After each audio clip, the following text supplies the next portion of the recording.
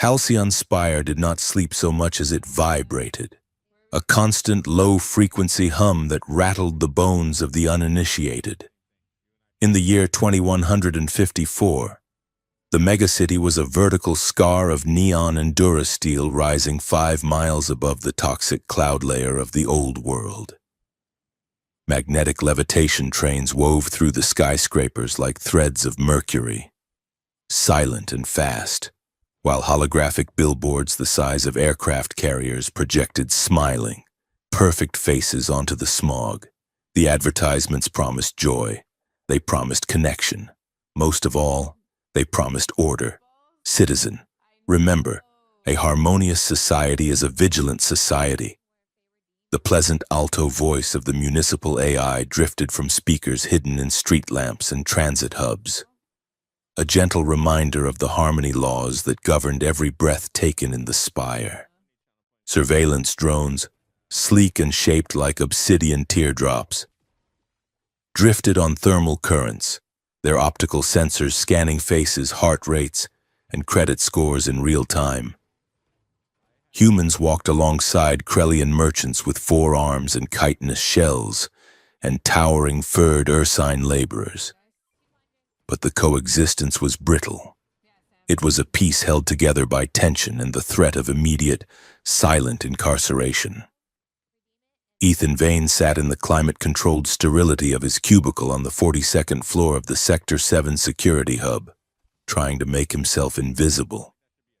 He was a systems analyst for Chimera Solutions, a private contractor that handled data overflow for the city government. It was a good job. It paid his rent in a hab block that actually had natural light for 2 hours a day. It kept his social credit score in the safe green zone. He hated it. Ethan was 32 years old, with hair the color of wet sand and a posture that apologized for taking up space. He was kind in a way that the city usually ate alive, a man who would hold the elevator door for a drone. Check this out. Ethan. The voice belonged to Jax, a senior analyst with a smile that showed too many teeth and a pristine suit that cost more than Ethan made in 3 months. Jax leaned over the partition, invading Ethan's personal space with the smell of expensive synthetic musk. Ethan looked up from his terminal, where cascades of blue code were verifying sewer maintenance logs. What is it? Jax. Jax held up a translucent datapad, displaying a profile on a dating app called Xeno Connect. Look at the match we found for you. The algorithm says 98% compatibility. Legendary stuff. Ethan felt a flush of embarrassment heat his neck. His co-workers knew he was single.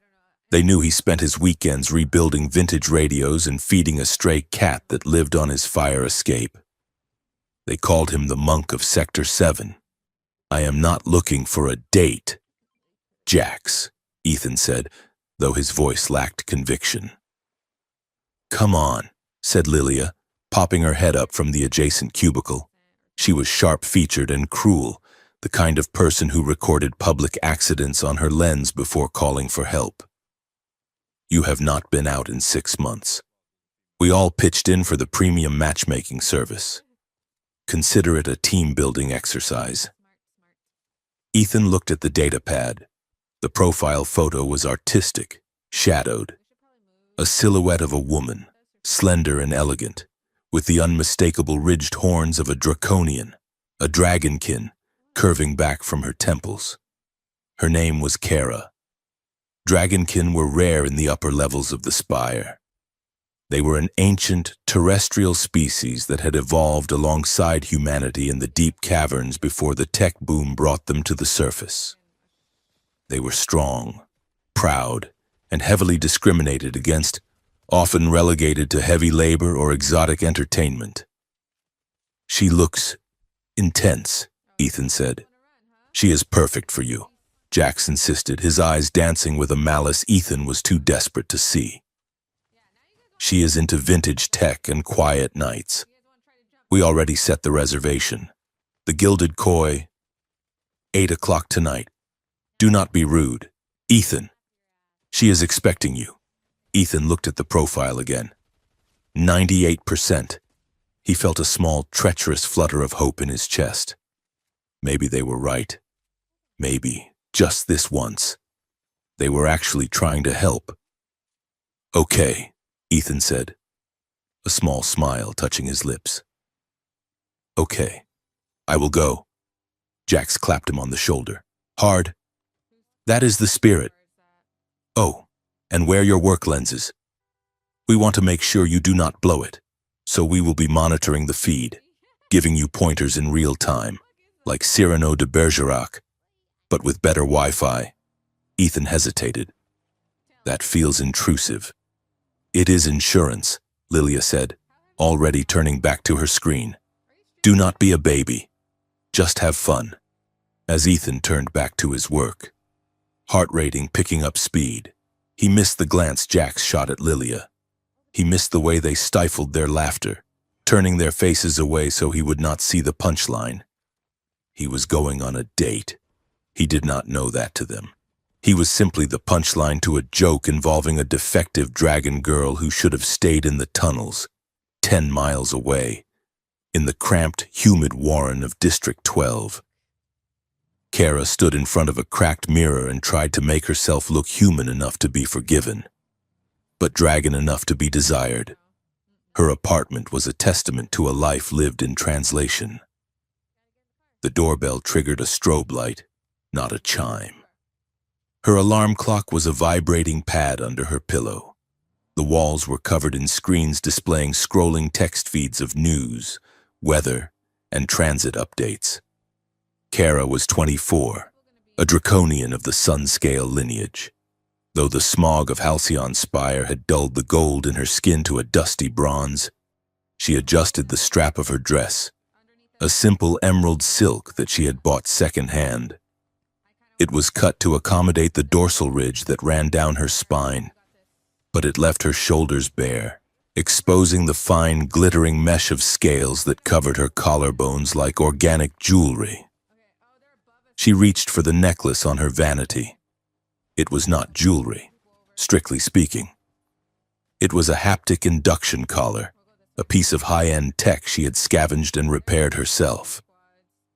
She clasped it around her throat, immediately. The room gained a texture.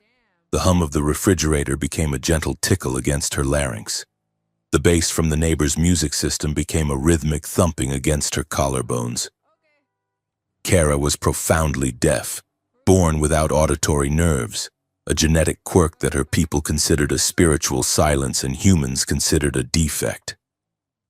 She checked her neural implant, blinking twice to activate the retinal overlay. A glowing blue menu appeared in her vision. System check, audio-to-text processing. Optimal, lip read assist, active, threat detection, passive. She looked at her reflection. Her eyes were vertical slits of molten amber. Her horns, curving back like a crown of bone, were polished to a shine. She looked dangerous. She looked exotic. She looked terrified. You can do this. Kara signed to herself in the mirror, her fingers moving with the fluid grace of water. It is just dinner. He is a systems analyst. He likes radios. He is not a chaser. She hoped he was not a chaser. She had been on dates with humans before. They always started well, until the moment they realized she could not hear their compliments. Or worse, when they realized she could not hear them whispering about her tail. Then came the fetishization, the requests to touch her scales, to see if she breathed fire, to see if the rumors about dragonkin endurance were true. She took a breath, feeling the vibration of her own exhalation in her chest. She rehearsed the spoken words she had been practicing all week, shaping her mouth carefully around the vowels. Hello? Ethan. It is nice to meet you. The vibration in her throat felt rough, unpolished. She tried again, placing a hand on her neck to feel the resonance. Hello? Ethan. It would have to do? She grabbed her clutch, checked the charge on her implant, and stepped out of the sanctuary of her apartment into the chaotic, sensory assault of the city. Navigating Halcyon Spire without sound was a navigational exercise in light and pressure. Kara moved through the crowded street market of District 12, reading the flow of the crowd like a sailor reads the ocean. She stepped aside a second before a heavy cargo drone buzzed past her ear, alerted by the sudden displacement of air and the red proximity warning flashing in her retinal display. People stared. They always stared. A human teenager with neon blue hair pointed at her tail, which swished reflexively to maintain her balance as she dodged a puddle of bioluminescent sludge. Kara ignored him. She kept her eyes on the transit markers projected onto the sidewalk. Uptown Express, arriving in 2 minutes. She boarded the train, finding a corner where she could put her back against the wall. The vibration of the magnetic rails hummed through the soles of her boots, a comforting, steady rhythm. Across the aisle, a businessman was shouting into his comlink. Kara did not need to hear him to know he was angry.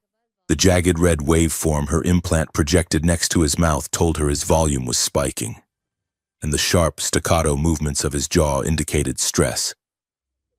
She closed her eyes for a moment, letting the visual noise fade.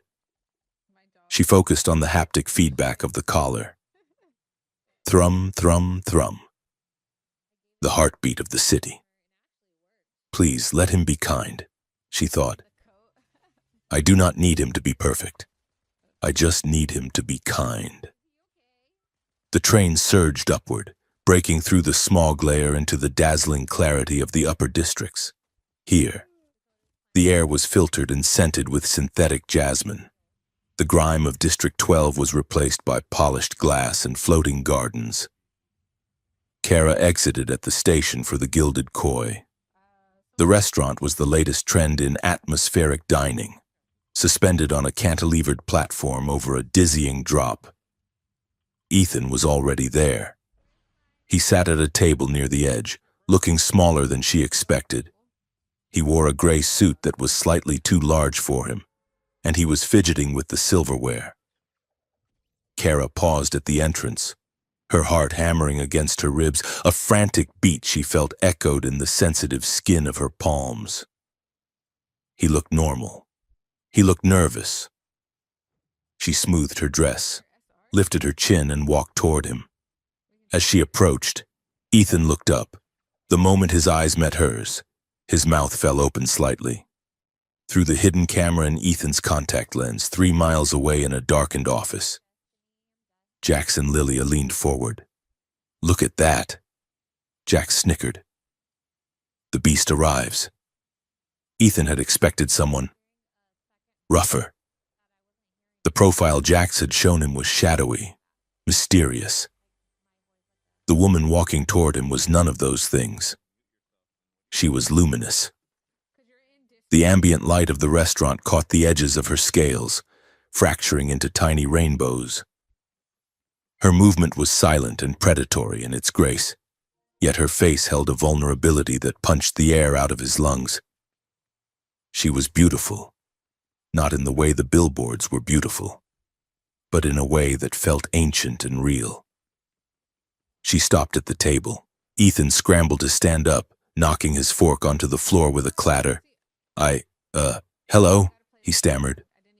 A text message flashed across his vision, projected by his contact lenses in bright green letters. Nice moves. Romeo, pick up the fork. Ethan ignored the text, his face burning. He bent down to retrieve the fork, and when he straightened up, Kara was smiling. It was a small, tentative thing. Hello? Ethan, she said. Her voice was unusual, flat in intonation, slightly too loud for the intimate setting, with a guttural quality to the vowels that sounded like stones rolling in a riverbed. It is nice to meet you. She pointed to her ear, then to her lips, and then shook her head slightly. Ethan blinked. Oh, you are... She is deaf, You idiot. Jax's text scrolled across his left eye. We told you she was defective. Speak up. Ethan pushed the thought away. I understand, he said, over-enunciating, making sure he faced her directly. I am Ethan. Please, sit down. Kara sat, her tail curling neatly around the leg of the chair. She tapped her temple, and a tiny blue light blinked behind her ear. I read lips, she said, her speech slow and deliberate. And I have assistants. She gestured to the air in front of her. Ethan realized she must have a retinal display for captions. That is amazing, Ethan said. He felt a surge of genuine fascination. What kind of latency do you get on the translation? Kara's eyes widened slightly, surprised by the technical question. Variable, she said. In crowds. Bad. Here. Okay. The waiter arrived, a harried young man carrying a tray of vapor cocktails. He looked at Ethan, then glanced at Kara with a sneer he did not bother to hide. Specials are the void crab and the synthetic steak, the waiter said, speaking rapidly and turning his head away from Kara as he listed the wines. Ethan saw Kara frown. She leaned forward, straining. Her eyes darted around, trying to catch the waiter's lips, but he was moving too fast, his face in profile. Excuse me, Ethan said, raising his hand. Could you slow down? And please look at her when you speak. The waiter sighed, an exaggerated exhalation of breath. It is a busy night, sir. The void crab is market price. Let it go. White Knight. Lilia's text popped up in Ethan's vision. Order the crab. It is hilarious to watch them try to eat shells. Ethan felt a spike of irritation. I will have the steak, he said firmly. And for the lady? Kara looked at the menu, then at Ethan. She had missed the waiter's speech entirely. The lighting in the restaurant flickered as a holographic dragon swam through the air above them, momentarily washing the table in crimson light. I did not catch that, she said, her voice tightening. He asked what you want, Ethan said, slowing his speech, ignoring the waiter's impatience. I will have the garden salad, she said softly. The date proceeded with the grace of a falling elevator. The restaurant's atmospheric lighting, meant to be romantic, was a nightmare for lip reading. Every time a holographic koi swam between them. Kara lost the visual line on Ethan's mouth. The captioning software in her implant was struggling with the ambient noise, throwing up gibberish sentences that she had to parse through context. Ethan was trying. She could see that he was trying, but he was distracted. Every few minutes, his eyes would glaze over, staring at something just to the left of her face. He would flinch, or a nervous, high-pitched laugh would escape him at moments that made no sense. So, Kara said, trying to salvage the conversation. You work in data? Ethan jumped, as if woken from a trance. Yes, Sector 7, patterns. I look for patterns in the noise. Ask her if she sleeps on a pile of gold. The text in his eye read, ask her if she eats nights. Ethan let out a burst of sharp, jagged laughter. No, yes, I love radios, old tech, analog signals. Kara smiled, genuine this time. Analog is honest? No lag. Exactly, Ethan said, relaxing slightly. You can feel the signal. It is tactile. I like tactile, Kara said, touching the silver collar at her throat. It is how I hear music, through the bone. For a moment, the noise of the restaurant faded. Ethan looked at her, really looked at her, and saw a woman of immense resilience and grace navigating a world that was hostile to her very existence. He felt a pang of guilt for the lenses, for the audience in his head. He wanted to reach up and tear them out. Boring. Jack's text scrolled, Spice it up, Ethan. We are losing viewers here. Ethan flinched. Viewers? Are you okay? Kara asked. She had seen the micro-expression, the sudden clouding of his face. I am fine, Ethan lied. Just a headache. Kara studied him. Her implant was highlighting the stress markers in his face, the dilation of his pupils, the tension in his jaw. He was not looking at her. He was looking through her. A new message flashed in Ethan's vision, bright red and blinking. It was from Lilia. How is your defective dragon? Get her to breathe fire, lol. Ethan read the words. The cruelty of it, the sheer banality of the evil, hit him like a physical blow. He flinched visibly, his eyes widening in horror. He looked at Kara, and in that split second, he knew she saw it. Kara saw the way his eyes tracked invisible text. She saw the revulsion not at her, but at something he was seeing. She saw the guilt wash over him like a gray tide. The air in the restaurant seemed to drop 10 degrees. The holographic koi froze in mid-swim. Kara reached across the table, her hand, cool and strong, covered Ethan's wrist. Her claws were filed smooth, painted a dark violet. She applied a steady pressure, grounding him, forcing him to look at her. She did not speak. She did not trust her voice not to break. She raised her free hand and signed, slowly, deliberately, mouthing the words with exaggerated precision so there could be no mistake.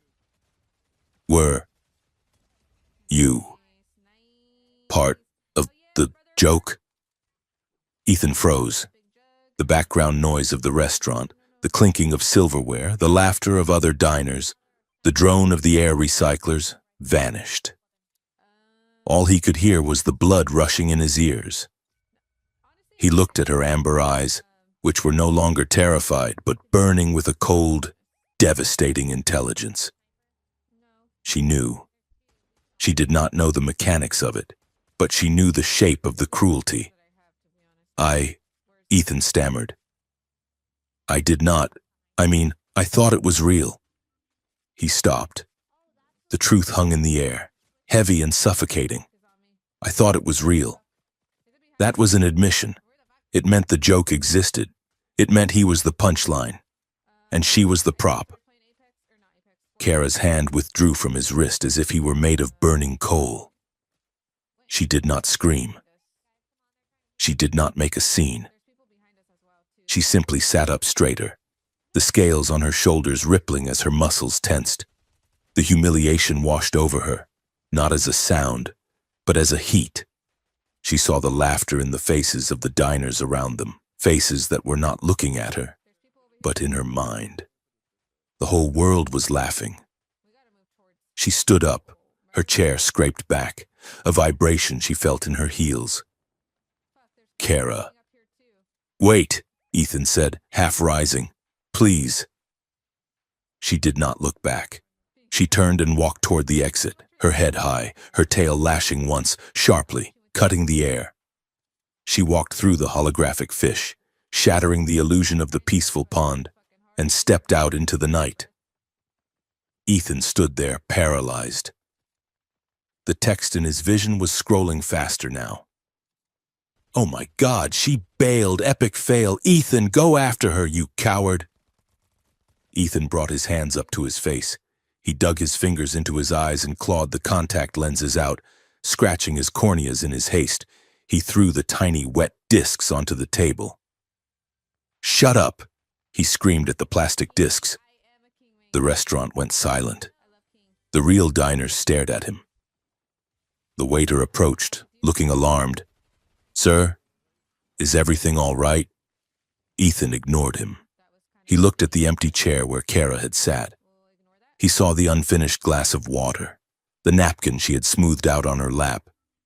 He felt a sickness in his gut so profound it nearly brought him to his knees. He grabbed his jacket and ran. Outside, the rain had started.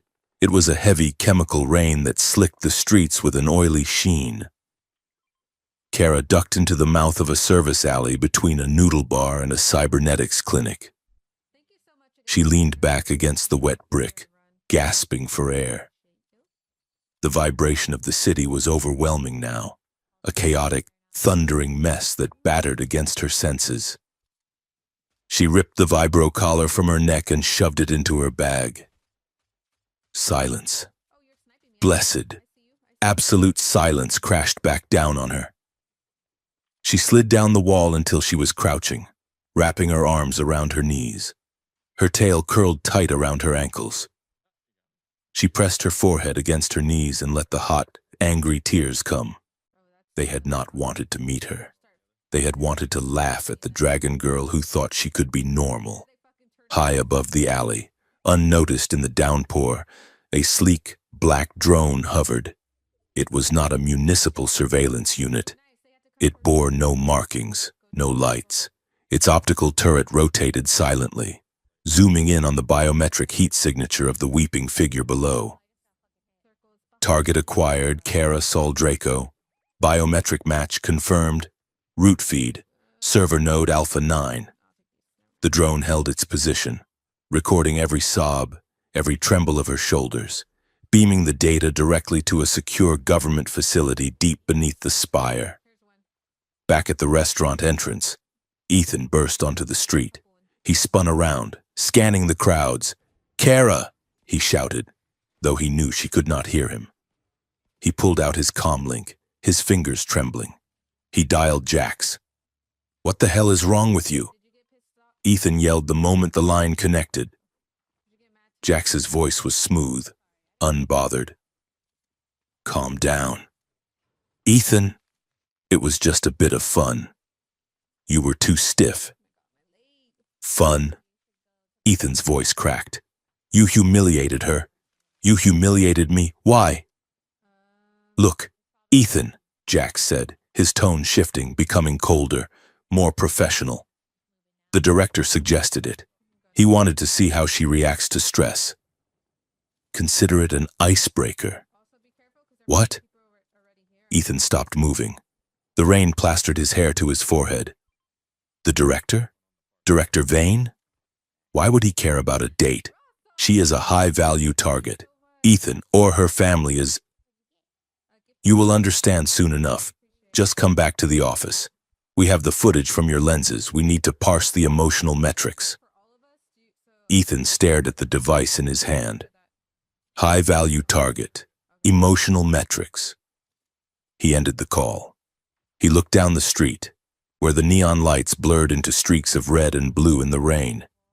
He felt the cold seep into his bones, but for the first time in his life, the fear of not fitting in was replaced by something hotter, something sharper. He had been a part of the joke. He had let them use his eyes to spy on her. Ethan pocketed his comlink. He did not go toward the transit station that would take him back to the office. Instead, he turned toward the darker, winding streets of the lower districts. He did not know where she had gone, but he knew he could not go home until he told her the truth. Overhead, the rain fell harder, washing the city clean of nothing. The drone in the alleyway finished its upload and banked silently away, disappearing into the dark canyons of Halcyon Spire, leaving Kara alone in the silence, and Ethan alone in the noise. The rain in District 12 did not wash things clean. It merely rearranged the grime.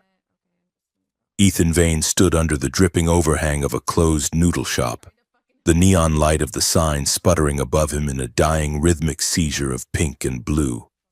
He pulled the collar of his jacket up against the chill, his fingers dancing across the haptic interface of his datapad. He was breaking 3 separate privacy laws and 2 municipal surveillance statutes. A week ago, the very idea would have given him hives. Tonight, he barely registered the flashing red warning icons on his screen. "Find her," he whispered. Ethan was not a field agent. He was a data janitor, a man who cleaned up the digital trails of people more important than himself. But tonight, he was weaponizing that invisibility. He accessed the traffic cam logs from the street outside the Gilded Koi. bypassing the encryption with a brute force script he had written for debugging server lag. There. Timestamp: 2000 hours and 12 minutes. The footage was grainy, distorted by the rain and the low-light sensors, but the silhouette was unmistakable. Kara. She was moving fast, her tail tucked close to her body, head down. He watched her duck into the subway entrance at Sector 4. Ethan switched feeds. He hacked into the Transit Authority's passenger manifest. Her face did not appear on the facial recognition scans.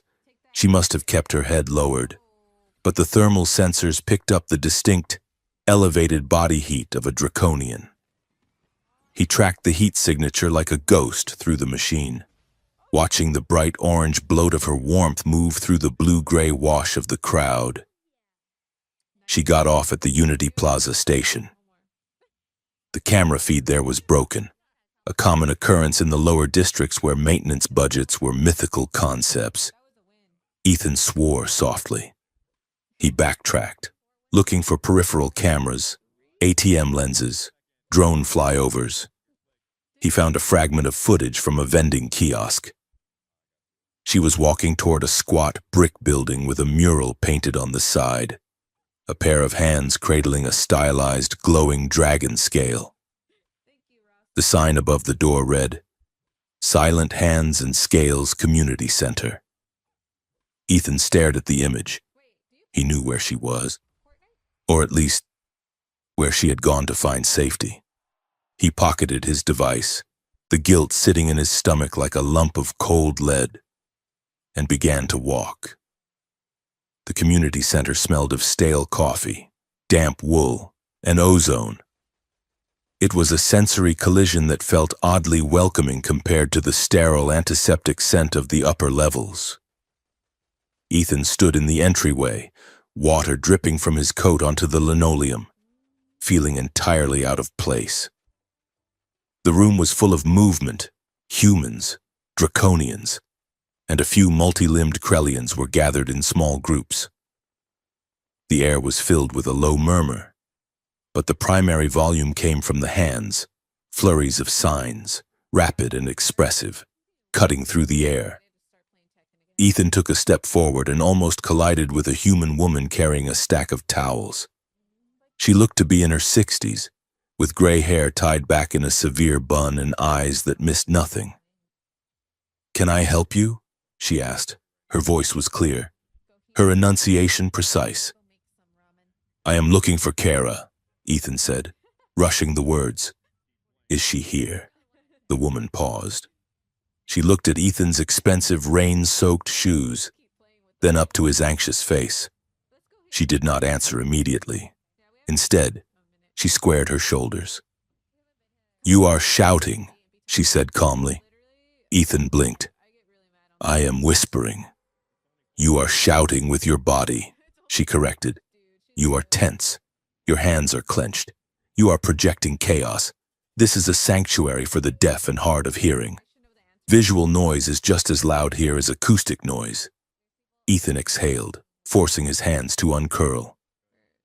"I am sorry. I made a mistake. A bad one. I need to apologize to someone." The woman studied him for a long moment, judging his intent. "Kara is not seeing visitors right now," she said. "She came in 20 minutes ago looking like she had gone 10 rounds with a storm. She is in the back, cooling off. Please," Ethan said. "I just want to leave a message." The woman sighed, her expression softening by a fraction. She walked over to a small desk and picked up a stylus and a data pad. "Write it down," she said. "And if you are going to come back here, learn some manners." She tapped a button on the desk, and a holographic projection flared to life, a basic tutorial on interspecies sign language. "Rule 1, the woman said, pointing to the projection. "Eye contact. If you look away, you stop listening. Rule 2, clear lips. Do not mumble. Rule 3, do not wave your hands like a drowning swimmer. Signs have grammar." Ethan nodded, absorbing the information. He took the data pad. He wrote quickly, his hand shaking slightly. He did not write a novel. He wrote the truth. When he was done, he handed the pad back. "Thank you," he said. He turned to leave, but stopped at the door. He looked back at the holographic tutorial, watching the loop of a digital avatar signing, "Hello and friend." "Is there a download link for that?" Ethan asked. The woman smiled, a small, dry thing. She tapped the desk, transferring the file to his local drive. "Good luck." "Hearing man," she said. "You are going to need it." Kara sat on the floor of her apartment, her back against the sofa. The vibro collar was on the floor, deactivated. She wanted silence. She wanted the world to stop spinning. She held her personal comm unit in her hand, scrolling through the local social feeds. She knew she should not look. It was a form of self-harm, picking at a scab before it had even formed. But she could not stop herself. The video was already trending in the local sector. It was shaky footage, likely recorded by a diner at the next table. It showed her standing up, the confusion on her face, the way her scales flushed with heat. It showed Ethan ripping out his contacts. The caption read, "Dragon Girl gets stood up by the algorithm. Blind date fail freak show." The comments were worse. Why do they even let them in those restaurants? Look at the tail lash. She was about to snap. I would date her if she kept the mask on. Kara felt the heat rising under her skin, a physical burning that started in her chest and radiated out to her fingertips. She threw the device across the room. It bounced off the wall and landed on the rug, the screen still glowing. She pulled her knees to her chest. She had spent her life trying to navigate the space between two worlds. And tonight, both had rejected her. The humans saw a monster. Her own people saw someone who tried too hard to be human. A vibration buzzed against her wrist, her smartwatch alerting her to a priority message from the center. She ignored it. It buzzed again. Long, short, long, the pattern for personal delivery.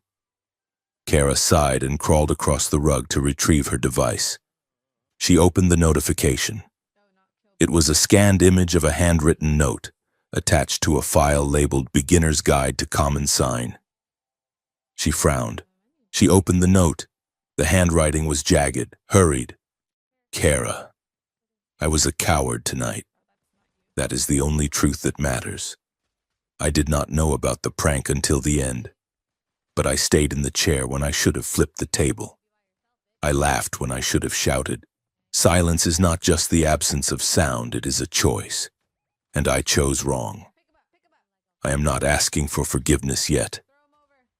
I am asking for 5 minutes to prove I am not the man they think I am. I do not want to be part of the joke." Ethan Kara stared at the words. She wanted to be angry. She was angry. She wanted to delete the message and block his ID. But her thumb hovered over the delete button. I stayed in the chair when I should have flipped the table. He had ripped his contacts out. She remembered that moment, the sheer, frantic violence of it. He had hurt himself to stop seeing what they were showing him. She looked at the attachment. A dictionary. He had bought a dictionary. Kara felt a strange sensation in her chest, a mixture of wariness and a lonely, reluctant curiosity. He was a systems analyst. He was part of the machine that crushed people like her. But he had come to the center. He had walked into her world to leave this note. She typed a reply before she could talk herself out of it. "Tomorrow, 6 p.m. The rooftop garden at Sector 4. It is open air. If I see a camera, I leave. If you pity me, I leave. If you are late, I leave." The rooftop garden was a pocket of resistance against the steel and gray of the city. It was an overgrown terrace on top of an old atmospheric processing plant, filled with genetically modified ferns and bioluminescent ivy that draped over the rusted railings. Ethan arrived at 5:30. He was wearing a simpler outfit today, jeans and a dark sweater, nothing corporate. He stood near a patch of tiger lilies, his hands moving in the air as he muttered to himself, "Sorry." Flat hand, circular motion on chest. "No, that is wrong." Fist? "No, that is—" "Hey, mister." Ethan looked down. A young draconian boy, maybe 7 years old, was sitting on a bench eating a synthetic apple. The boy pointed at Ethan's hands. "You just told the flower you are a potato." The boy signed, his movements crisp. Ethan flushed. He looked at the dictionary app on his wrist. "I am trying to say I am sorry." The boy rolled his eyes and showed him the sign, a fist rubbed in a circle over the heart. "Sorry," the boy signed. "Potato is this." He crooked his fingers and tapped the back of his hand. Ethan mimicked the motion for sorry. "Like this?" "Better." The boy signed, "You are stiff. Relax your shoulders." Ethan took a deep breath. "Thanks." He checked the time. 5:59. Kara appeared at the stairwell entrance exactly on the hour. She looked different today. She wore a heavy canvas jacket over a dark tunic, practical boots and trousers with a modification for her tail. Her horns were unpolished matte bone, and her expression was guarded, like a door locked from the inside. She stopped 10 feet away from him. She did not smile. She scanned the perimeter of the roof, her eyes checking for drones, for lenses, for traps. Satisfied, she looked at him. Ethan straightened up. He put his comm unit on the bench, face down, showing he was not recording. He raised his hands. He felt ridiculous, clumsy, and terrified. "Hello," he signed. "I am—" He fingerspelled his name, fumbling on the letter T. "Ethan." Kara watched him. Her face remained impassive, but her eyes tracked his fingers with laser focus. "I am Potato," he signed, realizing his mistake instantly as his hand curled wrong. He froze. Kara's mouth twitched. She pressed her lips together. "Sorry," Ethan corrected frantically, rubbing his chest. "I am sorry." Kara let out a breath she seemed to have been holding since the night before. She walked closer, stopping just out of arm's reach. "You are terrible at that." She signed, her movements fluid and fast. Ethan watched her lips, catching the meaning. "I practiced all night. The grammar is hard. Why are you here?" "Ethan," she asked, switching to speech. Her voice was lower today, rougher. Ethan lowered his hands. "Because I realized something," he said, speaking slowly and clearly. "When you asked me if I was part of the joke, I realized that silence hurts more than insults. The people in my office, they are cruel because they are bored. I was cruel because I was afraid to be different." He took a step closer, but stopped when she tensed. "I did not know it was a prank until the text started." Ethan continued. "But that does not matter. I should have shut it down the moment I saw the name of the app. I wanted to fit in, and I used you to do it." Kara studied him. She looked for the pity. She hated the pity more than the hate. Hate was honest. Pity was a lie dressed up as kindness. She saw shame. She saw exhaustion. She did not see pity. "My whole life," Kara said, her voice steady. "People do two things. They pretend I am not there, or they want to touch the scales. They want the alien experience. They want to date the dragon girl so they can tell their friends they walked on the wild side. But they do not want to repeat themselves when I cannot hear. They do not want to learn to sign. They want the aesthetic, not the work." She gestured to her ears. I am not a project, Ethan, and I am not a charity case. I know, Ethan said. I do not want a project. I want to know who you are when you are not being watched. Kara looked at the skyline, the endless stream of air traffic moving like glitter in the smog. I am a technician, she said. I fix things that people throw away. Ethan smiled. I analyze data that people ignore. Kara looked back at him. She saw the nervousness in his hands, not the fear of her, but the fear of failing her. She sat down on the bench. Sit, she said. Ethan sat, leaving a respectful distance between them. I have a rule, Kara said. You learn one new sign every time we meet. If you forget it, you buy me dinner. That sounds expensive for me, Ethan said. Kara smirked. I have expensive taste in apologies. Ethan laughed. It was a nervous sound, but it was real. I can do that. He looked at her, searching for the right words. I respect you. He raised his hands. He tried to recall the sign for respect, hands moving up from the face. Instead, he crossed his wrists and wiggled his fingers aggressively near his chest. Kara stared at him for a second. Then, her composure cracked. A laugh burst out of her, a sharp, barking sound that dissolved into a genuine, rolling chuckle. It started in her chest and traveled up her throat, causing the fine scales along her neck to shimmer and ripple in a wave of golden light. Ethan watched, mesmerized. He had never seen sound visualized like that. It was like watching a bell ring. What? Ethan asked. What did I say? You just told me, Kara gasped, signing as she spoke, that you want to wrestle my grandmother. Ethan buried his face in his hands. Oh no. It broke the tension. The air between them, previously charged with defensiveness, settled into something lighter. For the next hour, the conversation was halting but earnest. Ethan used his phone to type out complex thoughts. Kara spoke when she felt comfortable and signed when she didn't.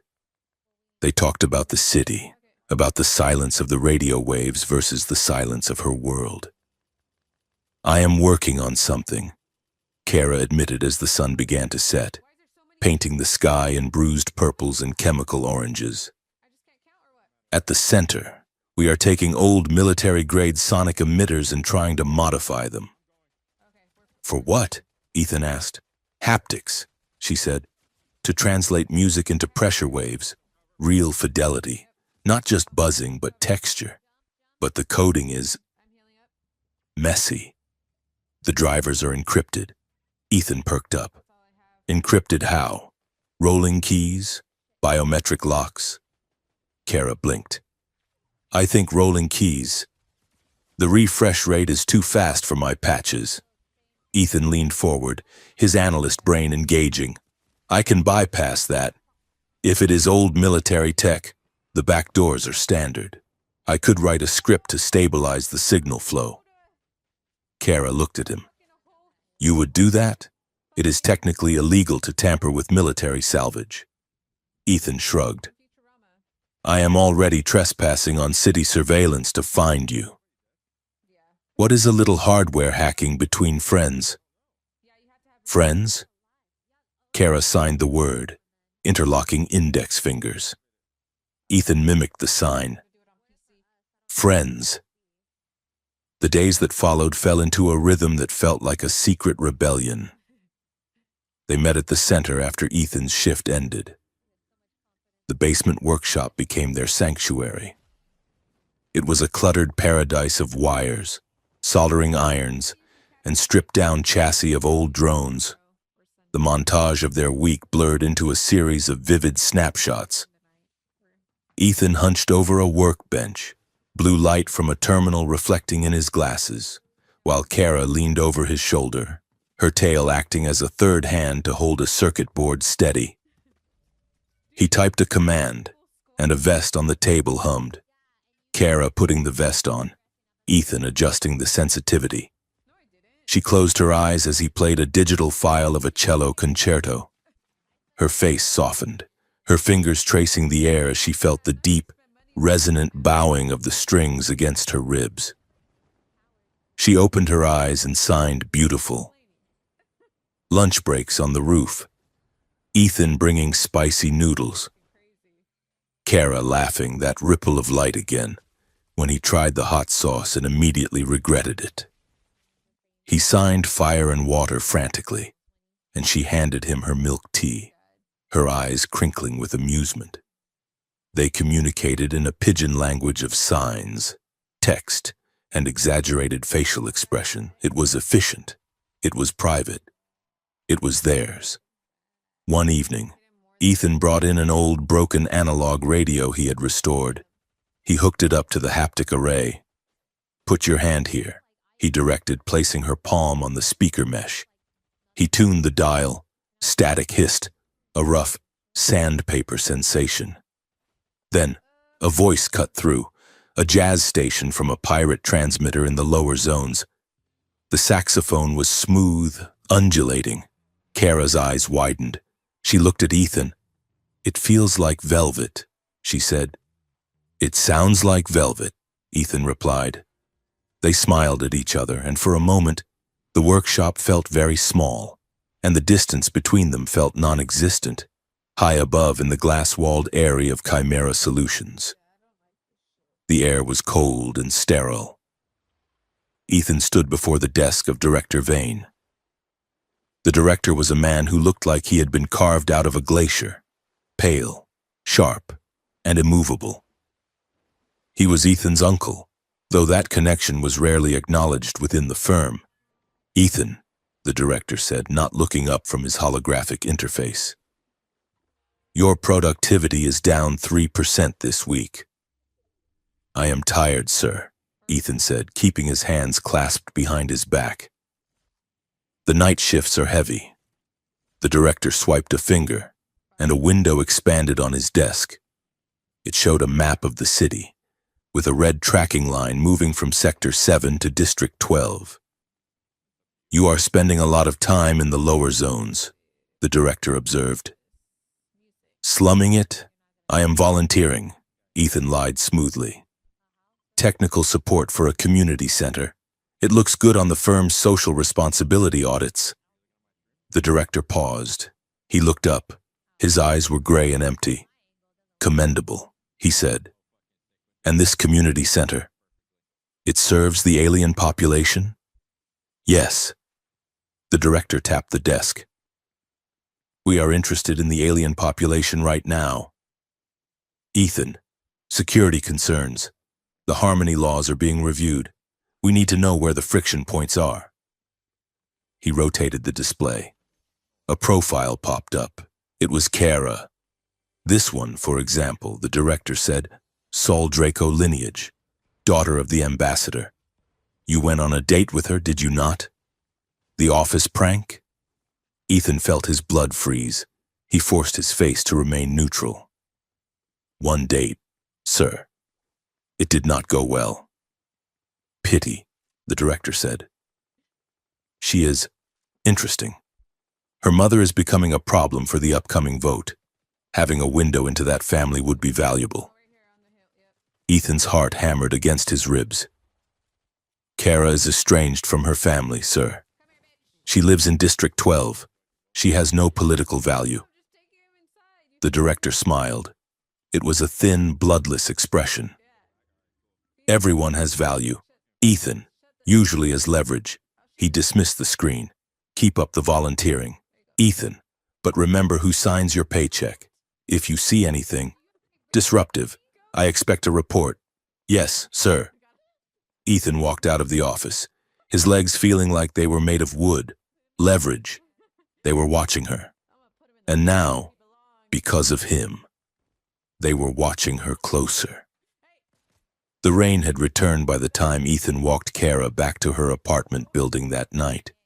The city was a blur of reflected light, beautiful and rotting all at once. They walked close together, sharing an umbrella. The rhythmic thrum-thrum of the rain on the fabric was a bass line to their walk. Ethan was quiet. The meeting with the director was a heavy stone in his gut. He wanted to tell her. He needed to warn her. But he was terrified that if he told her the truth, that his firm was hunting for leverage against her mother, she would run. She would look at him and see the spy he was accused of being. "You are loud tonight," Kara signed, nudging his arm with her elbow. Ethan blinked. "What? Your body," she said. "You are shouting again, shoulders up to your ears, fists clenched." Ethan exhaled, forcing his muscles to relax. "Just work," he said. "My boss is difficult." Kara stopped at the entrance to her building. The security light flickered overhead, casting long shadows. Ethan turned to her. "Kara, He reached out, his hand brushing against hers. The contact was electric. Her skin was cool, the scales on the back of her hand smooth like polished river stones. For a second, neither of them moved. The air between them thickened, charged with the weeks of shared lunches, the late nights in the workshop, the intimacy of translating the world for each other. Ethan looked at her lips, then up to her amber eyes.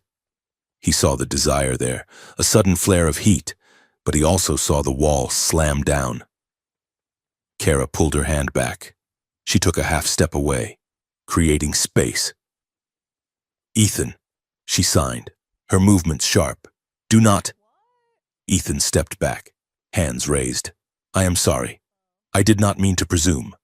"It is not that," she interrupted, signing fast. "I like you, Ethan. You know I like you, but I can see the guilt on you. You look at me like you're trying to save me from something." Ethan opened his mouth, but the truth stuck in his throat. "I do not need a savior," Kara signed, her expression fierce. "I have survived this city my whole life. I do not need a white knight who feels guilty about his privilege. I need a partner. I need someone who will stand beside me when the walls come down.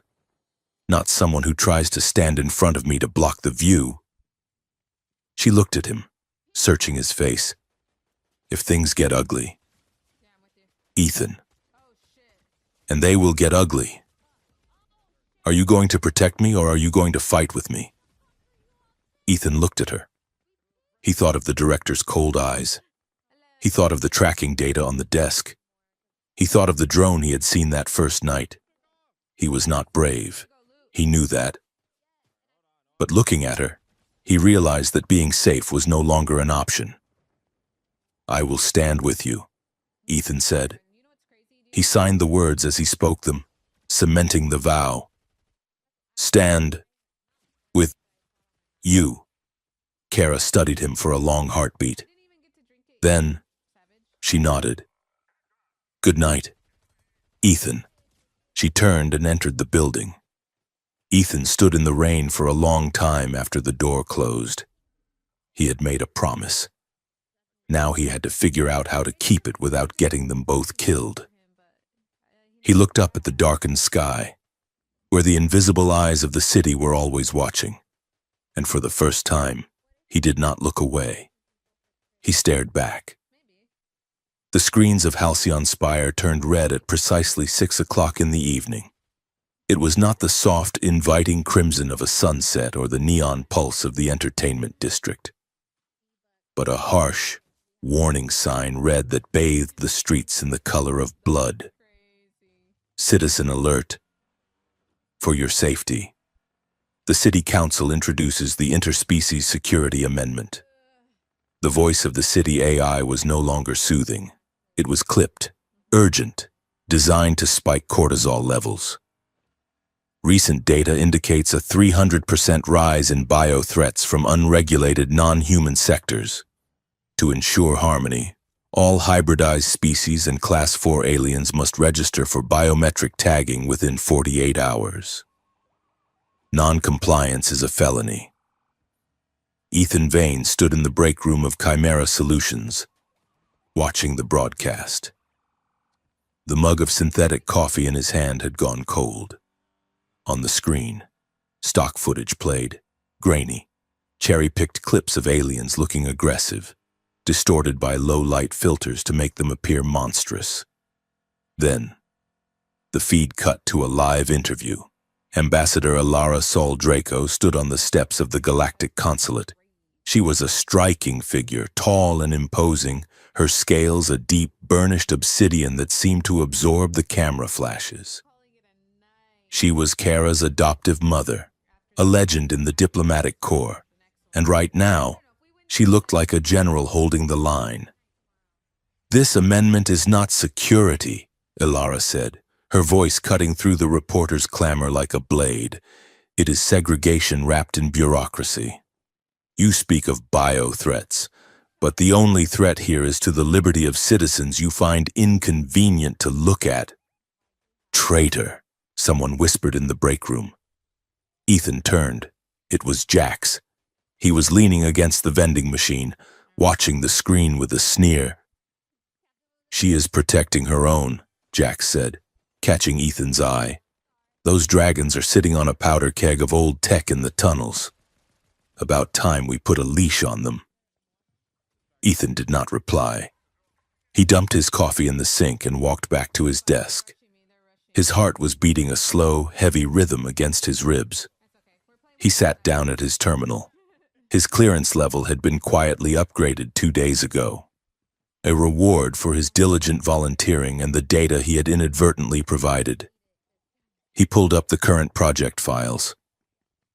Project Silent Echo. The objective was listed as threat analysis of alien communications.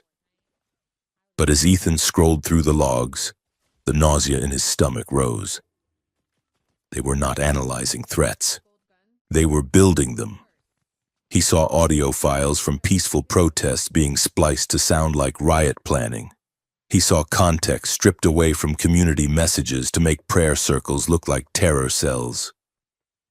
And then, he found the source folder. It was labeled Asset, Sol Draco, Surveillance Stream 001. Ethan clicked it. The video opened. It was footage from his own eyes. The date stamp was 3 weeks ago. It was the gilded koi. He saw Kara sitting across from him, the holographic fish swimming between them. He heard his own nervous laughter. He saw the moment she reached out and touched his wrist. But there was an overlay. A red targeting box was locked onto Kara's face. Beside it, scrolling data streams analyzed her micro-expressions, her pupil dilation, the stress hormones detectable in her sweat by high-sensitivity sensors. Subject exhibits protective markers for familial cluster. Psychological profile isolated, defensive, and high integrity.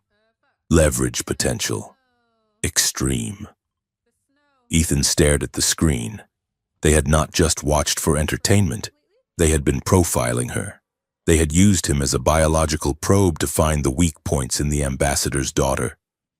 The realization made the room spin. He was not just a bystander who had failed to stop a joke. He was the instrument of her entrapment. He stood up, his chair scraping loudly against the floor.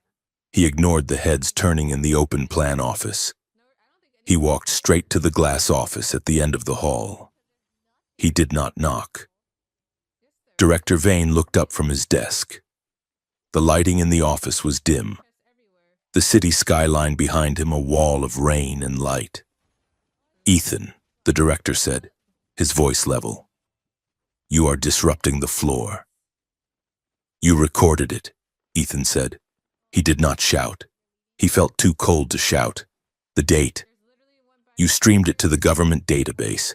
You tagged her as a threat."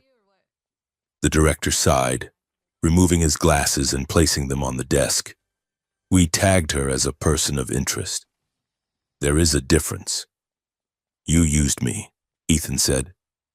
"You set me up to spy on a civilian. That is illegal under the Privacy Act of 2140. The Privacy Act applies to humans." "Ethan," the director said softly. "And even if it did apply to her kind, we are under a state of emergency. The amendment grants broad powers for data collection." Ethan stepped forward, his hands trembling. She is not a threat. She repairs hearing aids for old people. She likes jazz.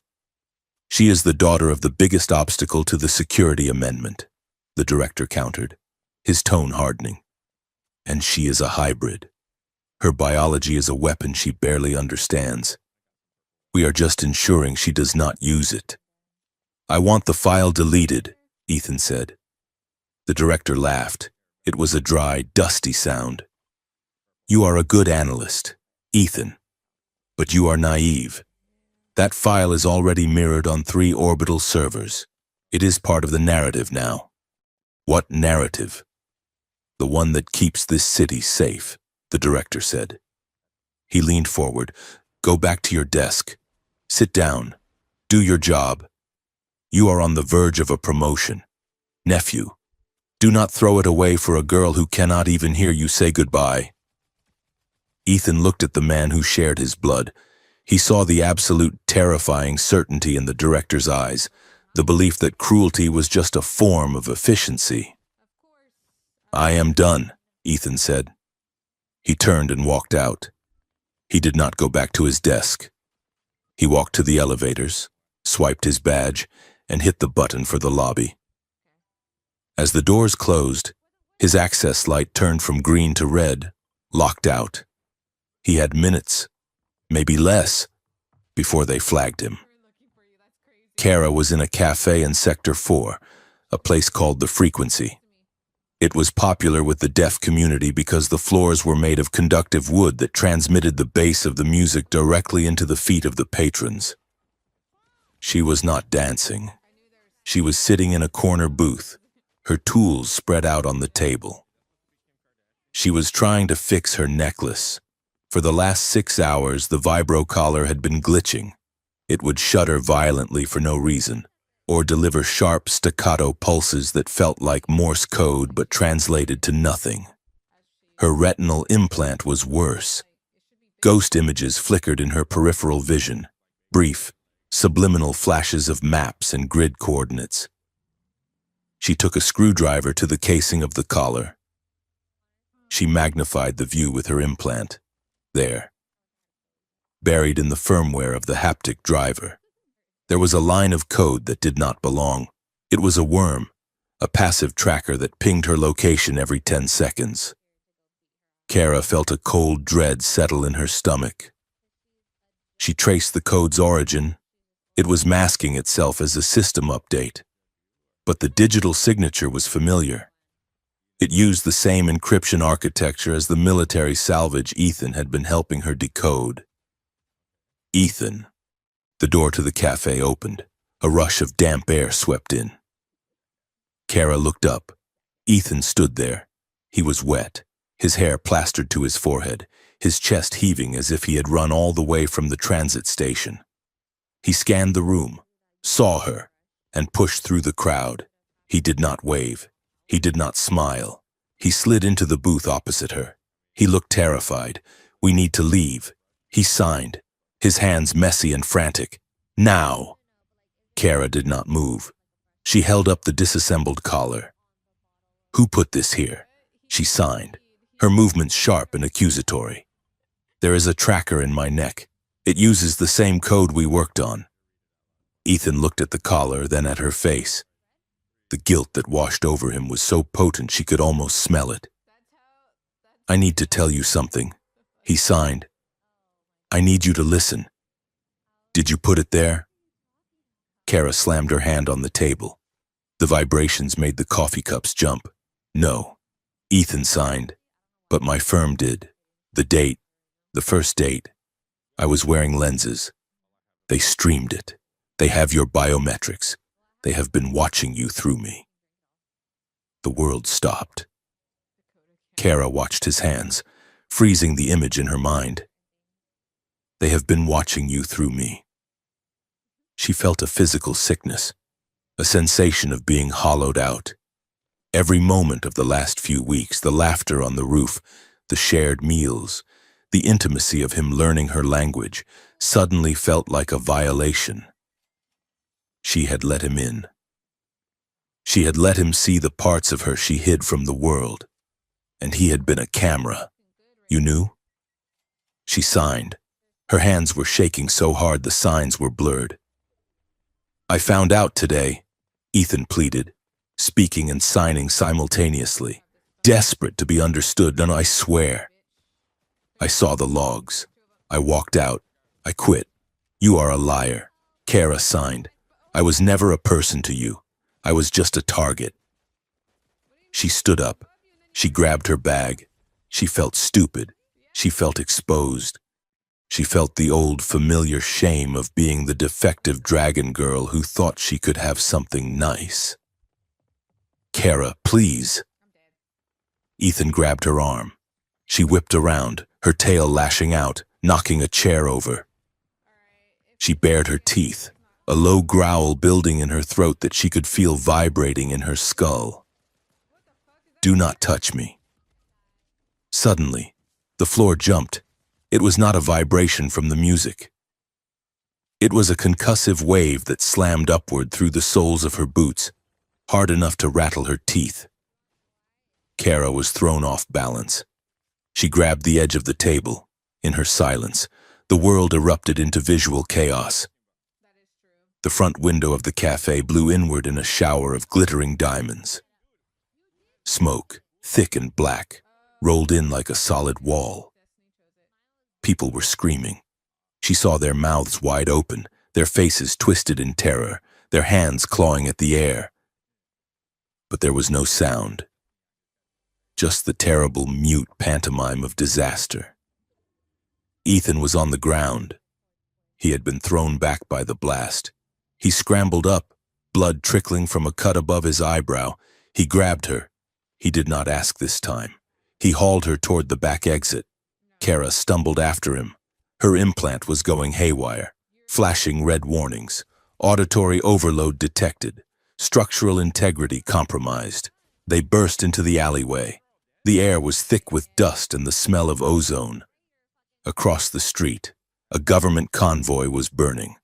An armored transport had been blown onto its side, flames licking at the undercarriage. Kara stopped. She stared at the wreckage. Through the smoke, she saw a piece of debris lying on the pavement. It was a sonic emitter casing. She recognized the serial number painted on the side in UV reactive ink, Batch 49. It was from the community center. It was one of the devices she and Ethan had been retrofitting for hearing aids. They used our tech, she realized. They framed us. Look, Ethan shouted, pointing at the sky. Kara looked up.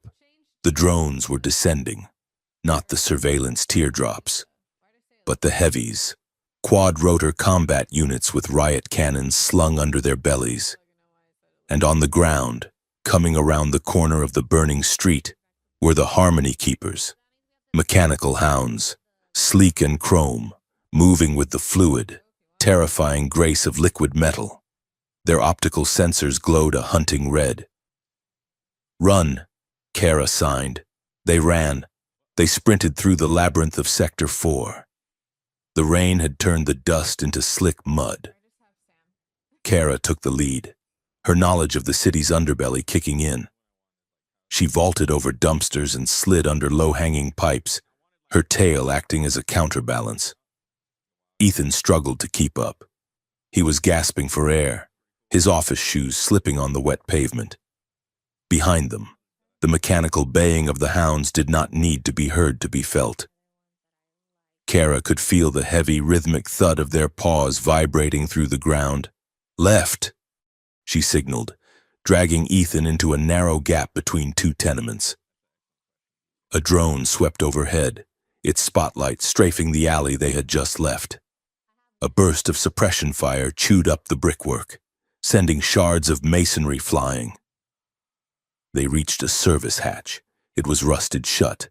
Kara jammed her fingers into the gap. She gritted her teeth, the muscles in her back straining, scales scraping against the metal. She pulled.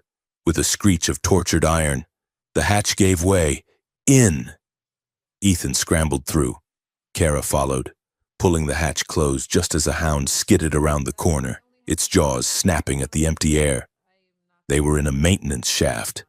It was dark, smelling of grease and stagnant water. It was incredibly narrow, designed for drones, not people.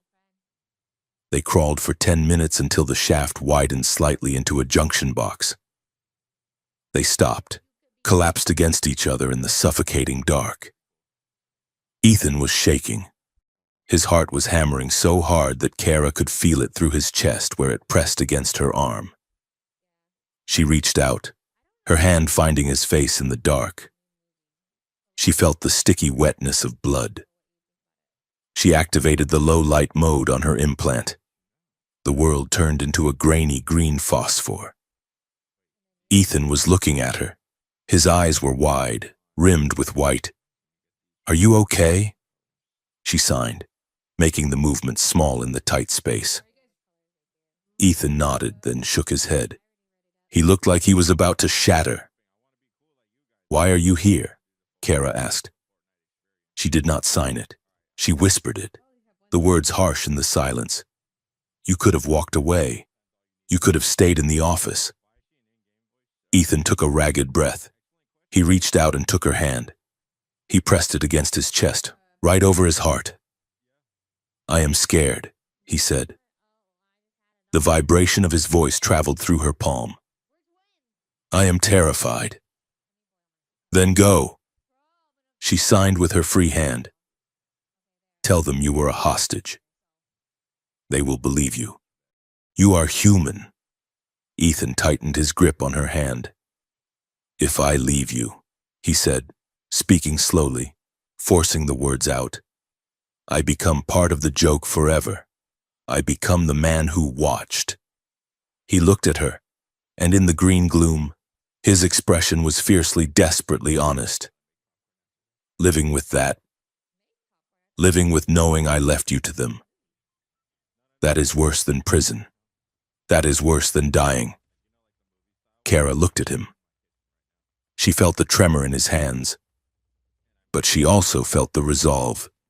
He was not a soldier. He was a data analyst who liked vintage radios, but he was staying.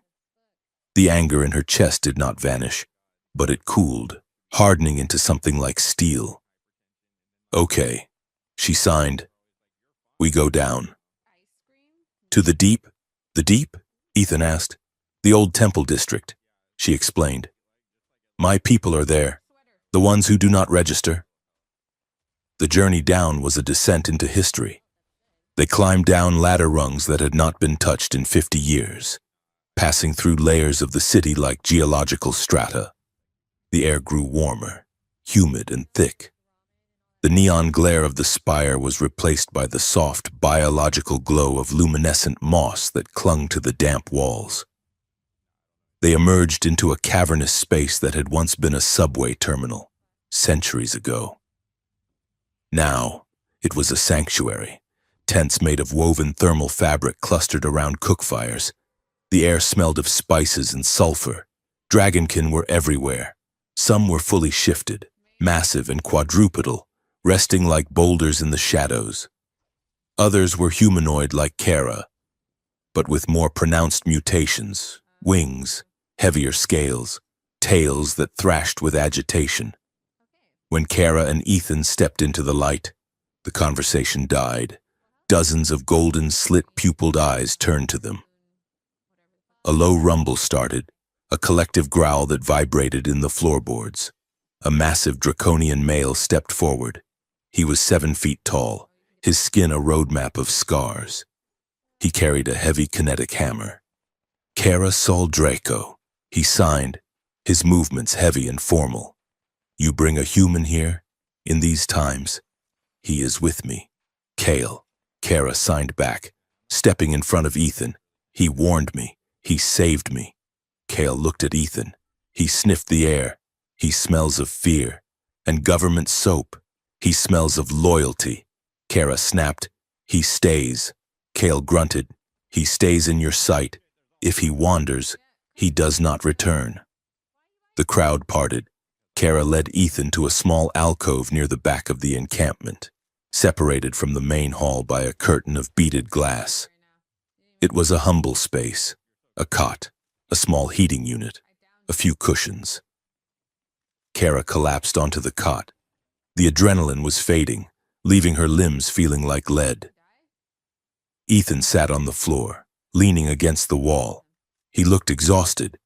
He pulled a handkerchief from his pocket and dabbed at the cut on his head. Kara watched him. The silence between them was heavy, but it was no longer hostile. "Come here," she said. Ethan looked up. "What?" "Sit here," she said, patting the edge of the cot. "The floor is cold." Ethan hesitated, then moved to sit beside her. He was careful not to touch her. Kara turned to face him. She reached out and touched the collar of his shirt. "You stayed." She signed. "I stayed," Ethan replied. Kara took a breath. She unbuttoned the cuffs of her jacket and shrugged it off. Beneath, she wore a tank top that exposed her arms and shoulders. The stress of the chase had caused her scales to flare. They were glowing faintly, a soft, pulsating amber light that moved in rhythm with her heartbeat. "In my culture," she said, her voice quiet, "we do not just sign, we sing, but not with voices." She took Ethan's hand. She placed his fingertips on her shoulder, right where the scales met the skin. "Close your eyes," she whispered. Ethan closed his eyes. "Trace the light," she said. Ethan moved his fingers. He traced the ridge of her scales. The sensation was immediate and overwhelming. It was not just texture. As his fingers moved over the ridges, he felt a hum, a complex, resonant vibration that traveled up his arm and into his chest.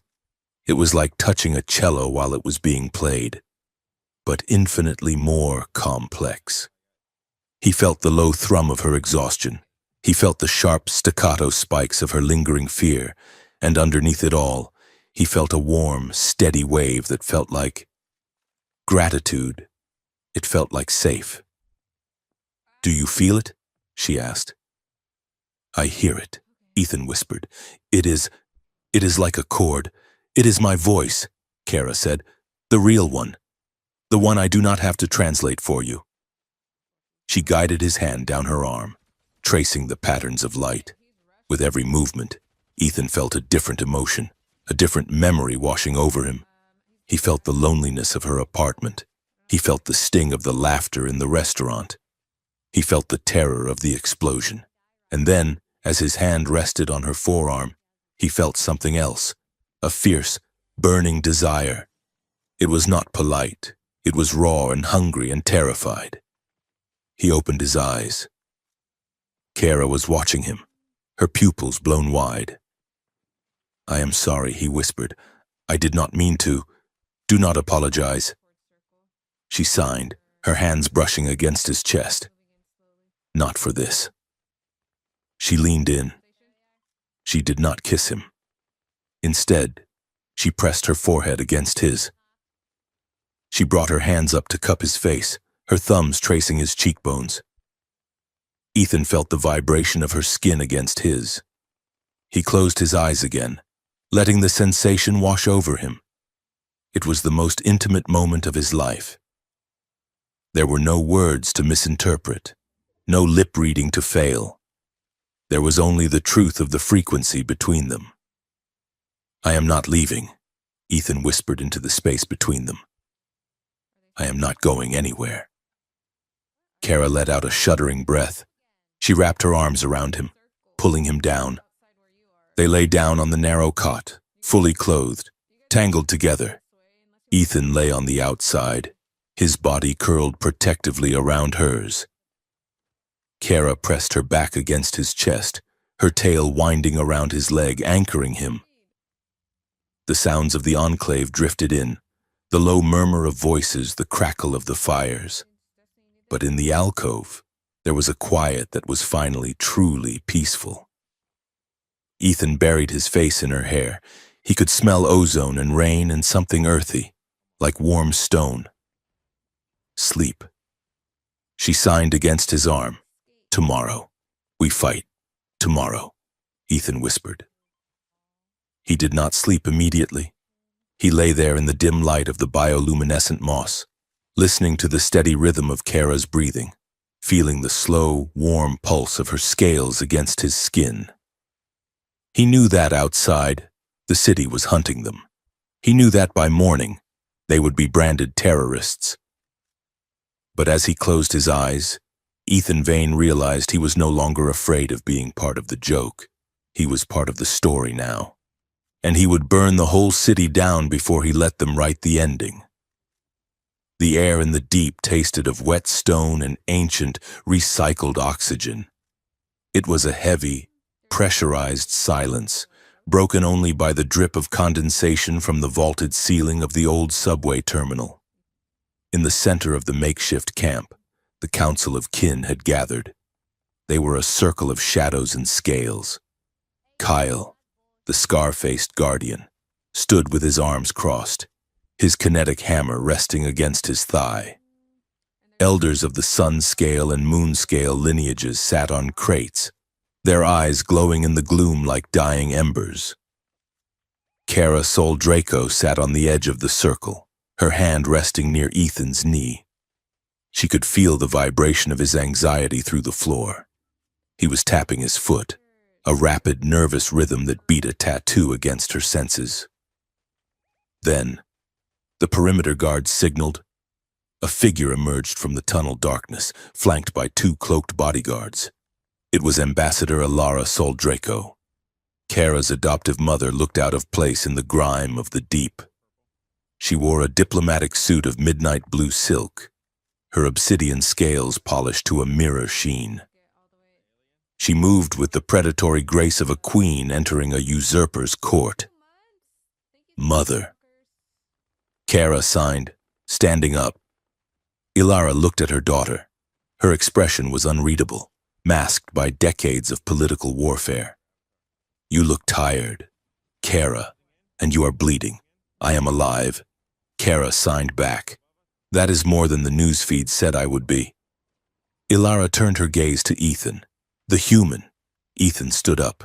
He did not bow. He met the ambassador's gaze with a terrifying kind of clarity. I am Ethan Vane, ambassador. I know who you are, Ilara said. Her voice was a low contralto that seemed to vibrate the very air. You are the nephew of Director Vane. You are the architect of the systems that are currently hunting my people. I was, Ethan said. Now I am the glitch in those systems. Ilara studied him for a long moment, then turned to the council. She activated a portable hollow emitter. A three-dimensional map of the solar system sprang into existence above the fire pit. The security amendment is a distraction, Ilara announced. The riots, the false flag attacks, the media hysteria, it is all smoke. This is the fire.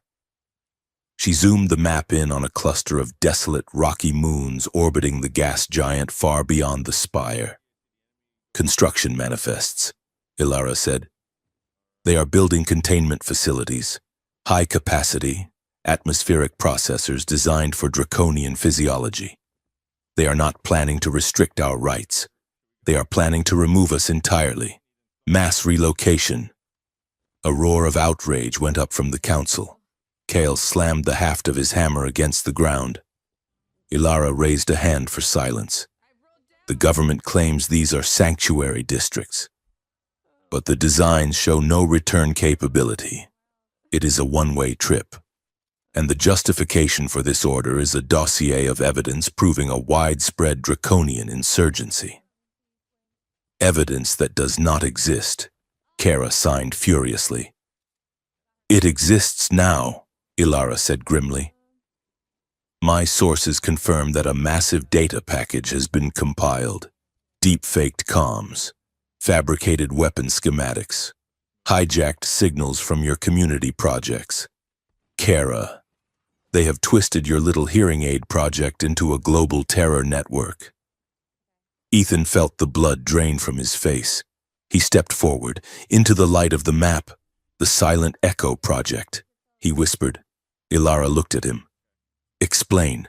My firm, Ethan said, his voice shaking. Chimera Solutions? We were contracted to analyze alien threat patterns. I thought I was debugging code.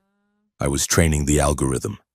Every time I flagged a false positive to be corrected, the system learned how to make the lie more convincing.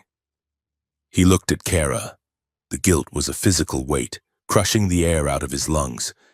I built the gun, Ethan said.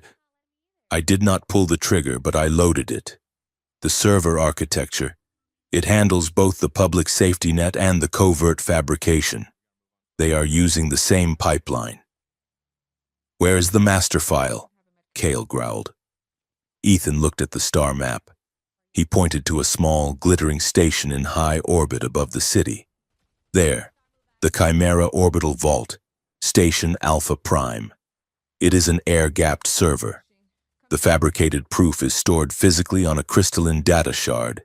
It is waiting to be presented to the World Senate in 3 days. Once that shard is authenticated, the relocation ships launch. Then we destroy it, Cale said, hefting his hammer. We storm the station. You cannot, Ethan said. That station has point defense lasers that can target a pebble at 10 miles. Any unauthorized ship will be vaporized. Then we are dead, an elder croaked. No. Kara signed. She stepped into the center of the circle. Her amber eyes were burning. Not if we walk in through the front door. Ilara frowned. Kara, be serious. I am serious. Kara turned to Ethan. Who has access to the vault? High-level clients, Ethan said. Politicians, corporate executives, and the technical staff who maintain the servers. And entertainment? Kara asked. Ethan blinked. Sometimes, for the galas, they hire exotic performers. Kara turned back to her mother. The world thinks I am a joke, she signed, her movements sharp and precise. They think I am the defective dragon girl from the viral video. They think I am helpless. They think I am stupid. She lashed her tail, the sound like a whip crack. Let them think it. I will go as a performer. Ethan goes as my handler. We steal the shard.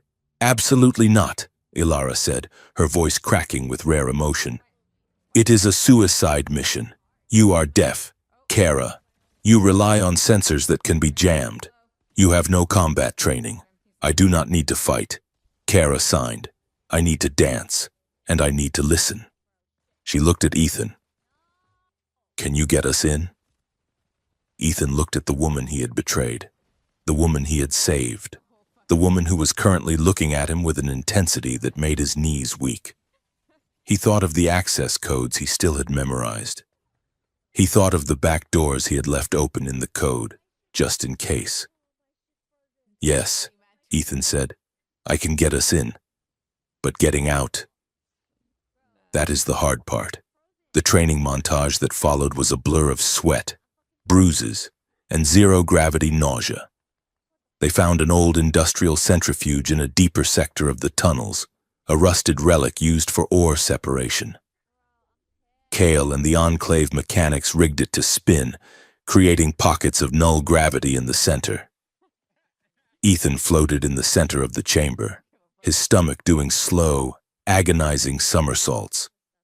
He grabbed a handhold, missed, and spun wildly, his limbs flailing. You look like a turtle on its back. Kara signed from the other side of the chamber, and she was effortless.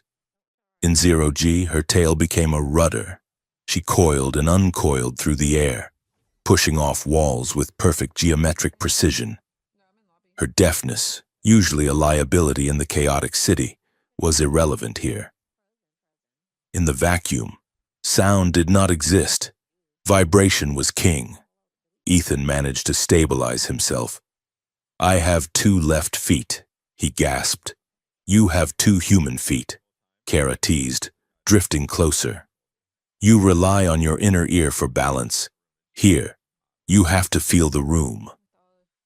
She floated past him, brushing his arm. They worked on the tech. Ethan cannibalized 3 surveillance drones to build a new interface for Kara. It was a visor that translated the electromagnetic hum of a station into a visual wireframe.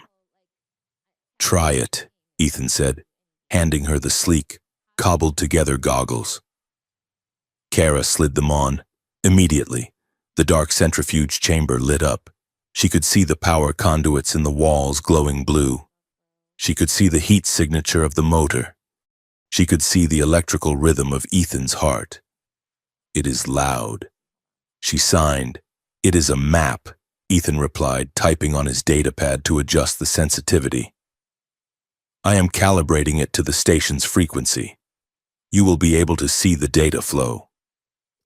The physical preparation was grueling, but the emotional gravity was heavier. During a break, they drifted in the center of the chamber, tethered together by a nylon cord to prevent them from drifting into the spinning walls. The lights were dimmed to simulate the orbital night. They floated face to face, inches apart. Kara reached out and touched the collar of Ethan's flight suit. "My mother thinks we are going to die." She signed small. "Your mother is a realist," Ethan said, "but she underestimates you." "Do you?" Kara asked. Ethan looked at her. He saw the scars on her scales from the blast. He saw the fierce intelligence in her eyes. "No," he said. "I think you are the most dangerous thing I have ever met." Kara smiled, but it faded quickly. Us, it feels like stepping off a ledge. If I let you in, really let you in, and you leave." "I am not leaving," Ethan said. He reached out, his hand hovering near her cheek. He waited. He needed her to see him, to read the intent in his movement. Kara watched his eyes. She saw the hesitation, the respect. She leaned into his touch. Ethan's hand cupped her jaw. He pulled her gently closer. In zero gravity, the movement was slow, dreamlike. "Can I kiss you?" he asked. He enunciated every word. Kara did not sign. She just nodded. Her eyes locked on his lips. The kiss was not like the movies. It was careful. It was an anchor in the void. Ethan held her as if she were made of glass, but Kara kissed him back with a hunger that belied her fragility. She wrapped her legs around his waist, her tail coiling around his thigh, pulling him flush against her. For a moment, there was no conspiracy, no relocation ships, no guilt. There was just the warmth of skin on skin and the shared breath of two people who had found the only solid ground in the universe. When they broke apart, breathless, Ethan rested his forehead against hers. "This is treason," he whispered. "Helping me is treason against your government. Loving you is treason against my species." Kara traced the line of his jaw with her thumb. "Then let us be traitors." She signed. The Chimera orbital vault was a diamond suspended in the black velvet of space. It spun slowly, a masterpiece of centrifugal gravity and corporate arrogance. The shuttle docked at the VIP airlock. Ethan stepped out, wearing a tailored tuxedo that cost more than his annual salary, paid for with a hacked corporate account. He adjusted his cufflinks, checking the micro-emitters hidden inside them.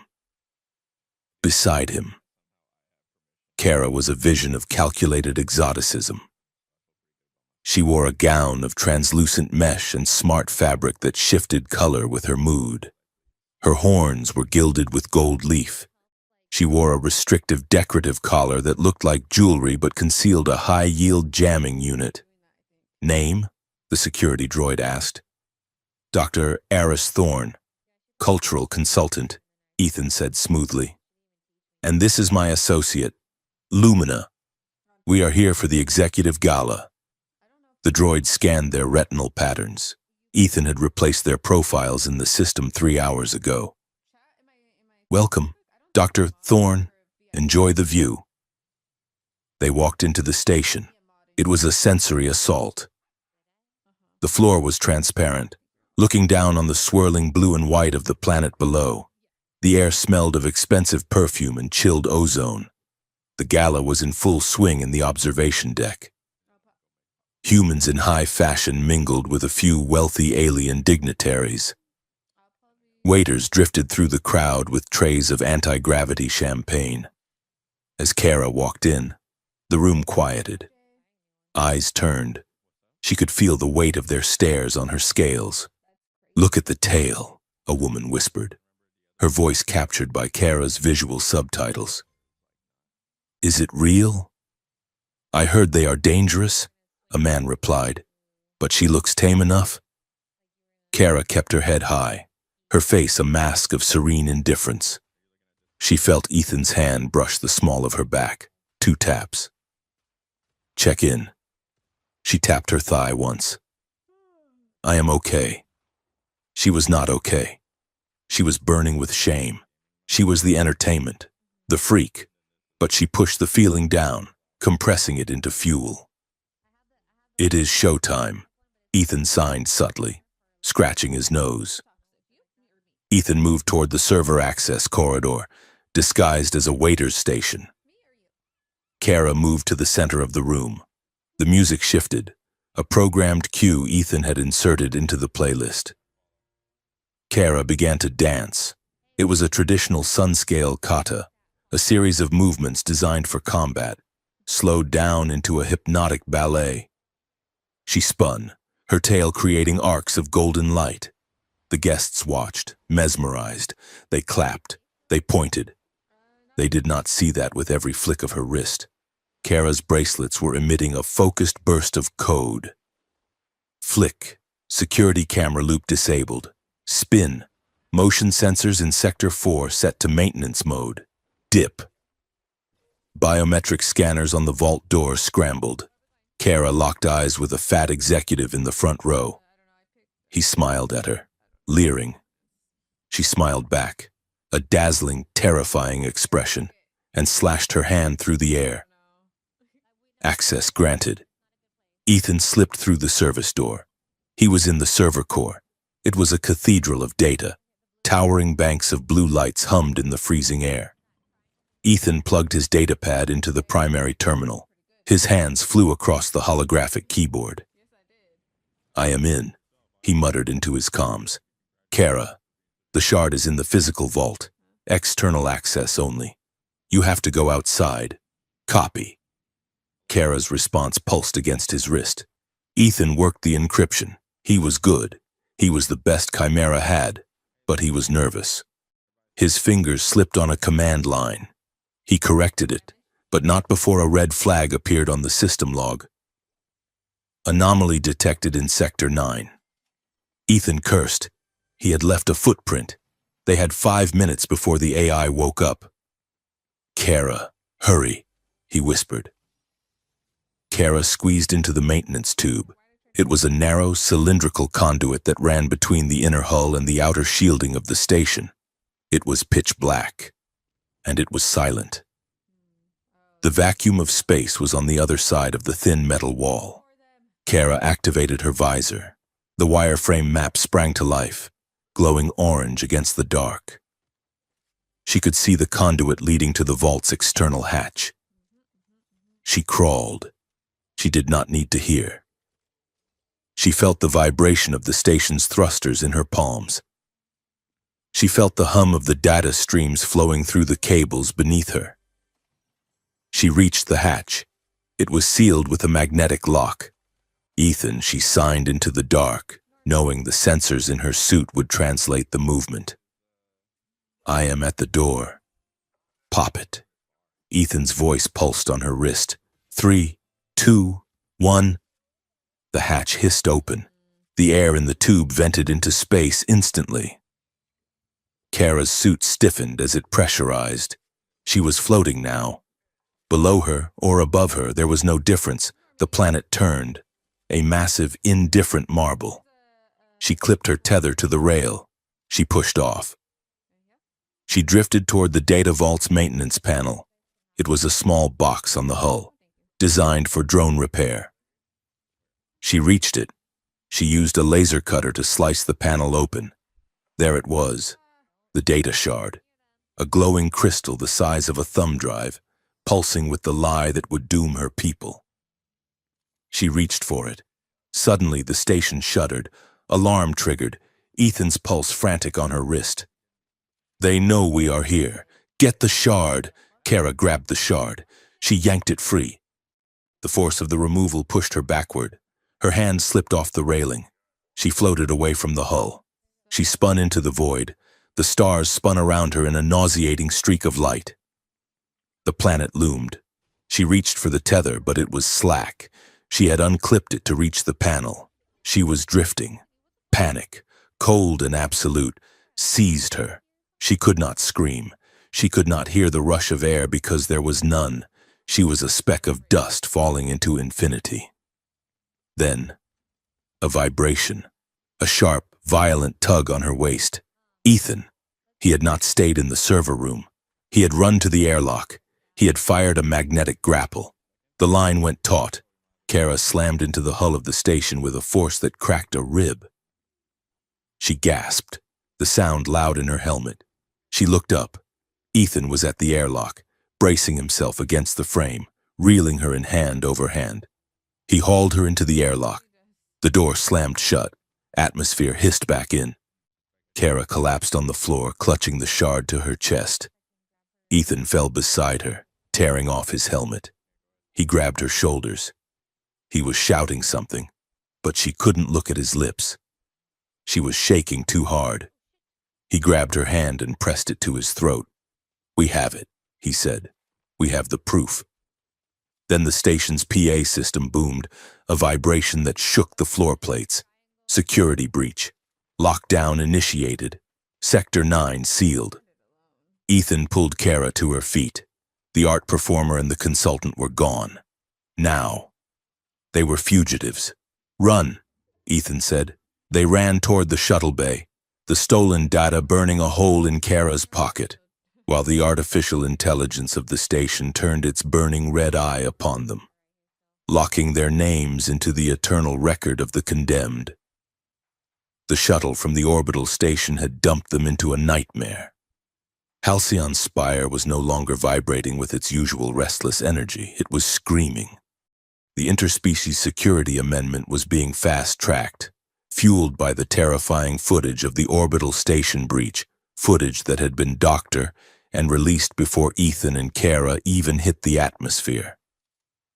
The news feeds called it an act of supreme alien aggression. They claimed a draconian suicide squad had attempted to deorbit the station to crush the city below. The lie was so audacious, so perfectly crafted, that the truth did not stand a chance. Martial law was absolute. Armored personnel carriers rolled down the boulevards of the upper districts, grinding the expensive pavement to dust. In the lower sectors, it was a purge. Drones equipped with heat rays swept through the tenements, dragging dragonkin families out of their homes. Ethan and Kara were ghosts in the machine.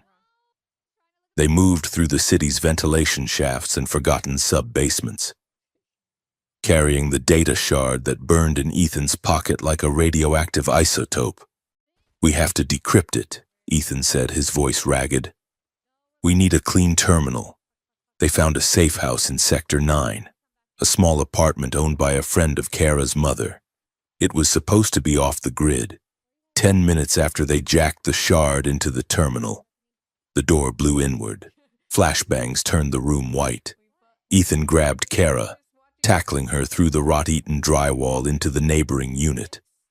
They scrambled down a fire escape as suppression rounds chewed up the brickwork behind them.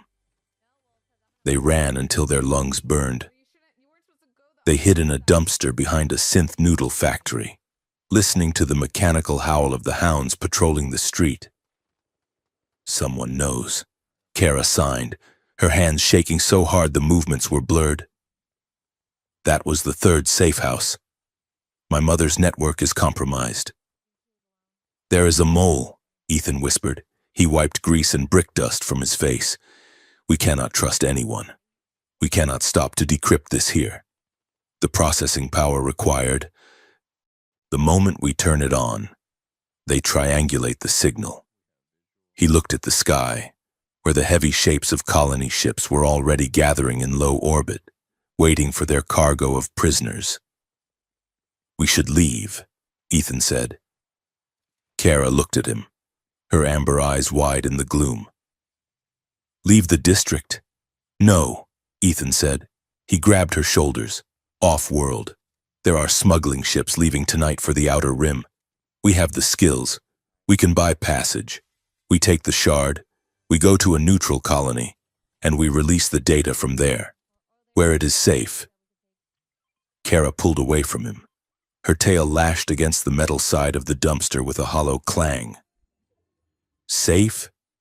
She signed, her expression twisting into disbelief. "You want to run while they are rounding up my people?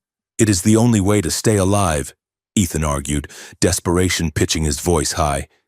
"If we stay, we die. And if we die, the truth dies with us. If we run." Kara signed furiously.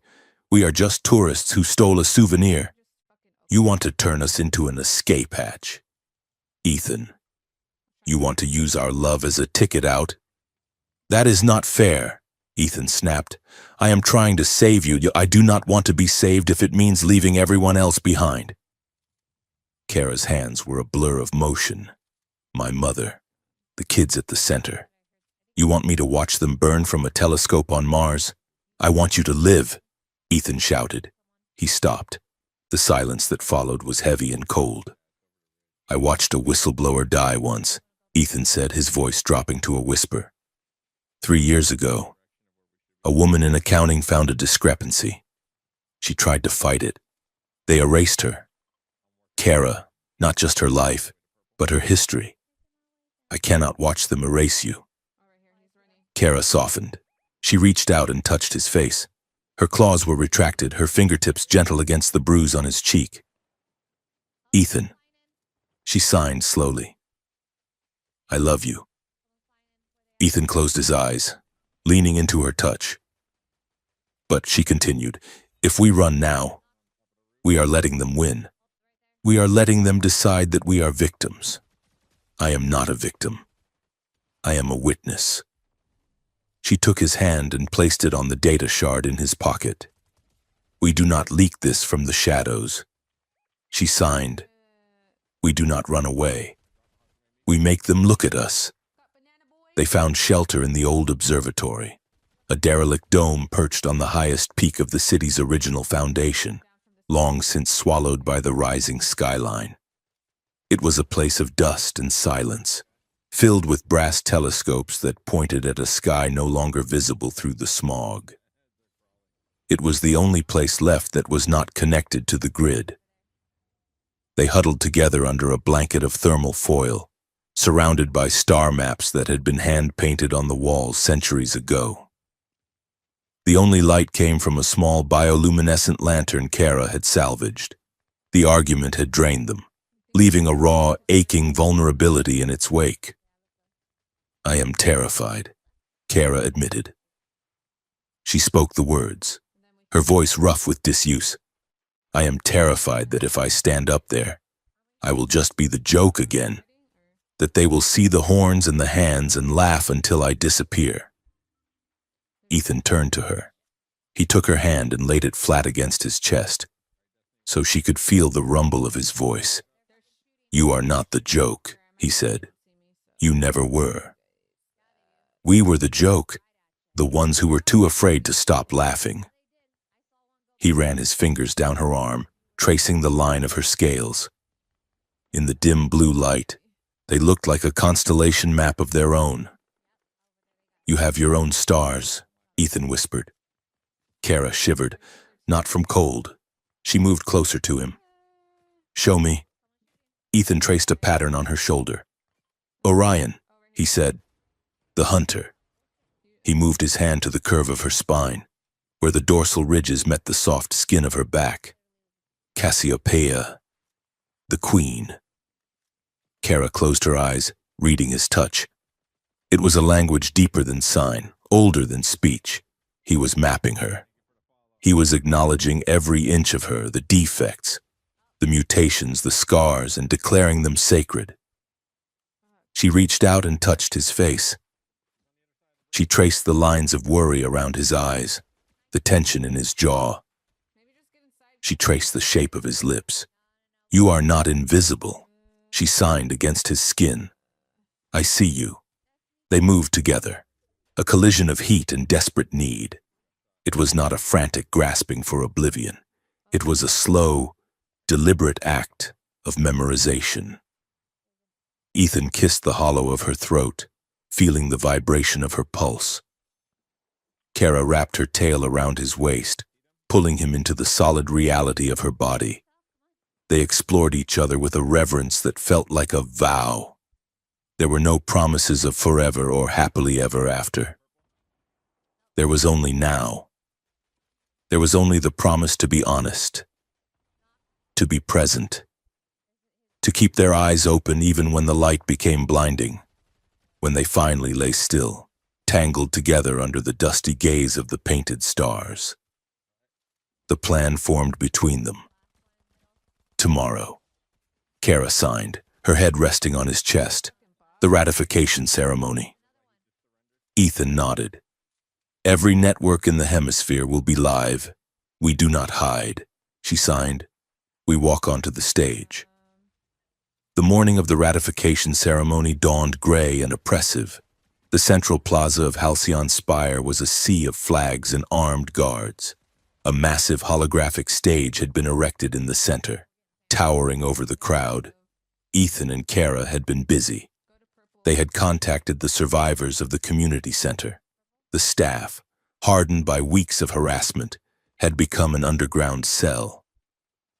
They had a new recruit, Milo, a 16-year-old human tech prodigy who had idolized Kara ever since he saw her modify a drone with a soldering iron and a hairpin. Milo sat in the back of a delivery van 3 blocks away, surrounded by monitors. "I can give you a 3-minute window," Milo said, his voice cracking with nerves over the comms. "I can loop the biometric scanners at the performer's entrance, but once you are in, you are on your own." "That is all we need," Ethan said. Ethan was not in the van. He was climbing. He had scaled the maintenance ladder of the old transmitter tower that overlooked the plaza.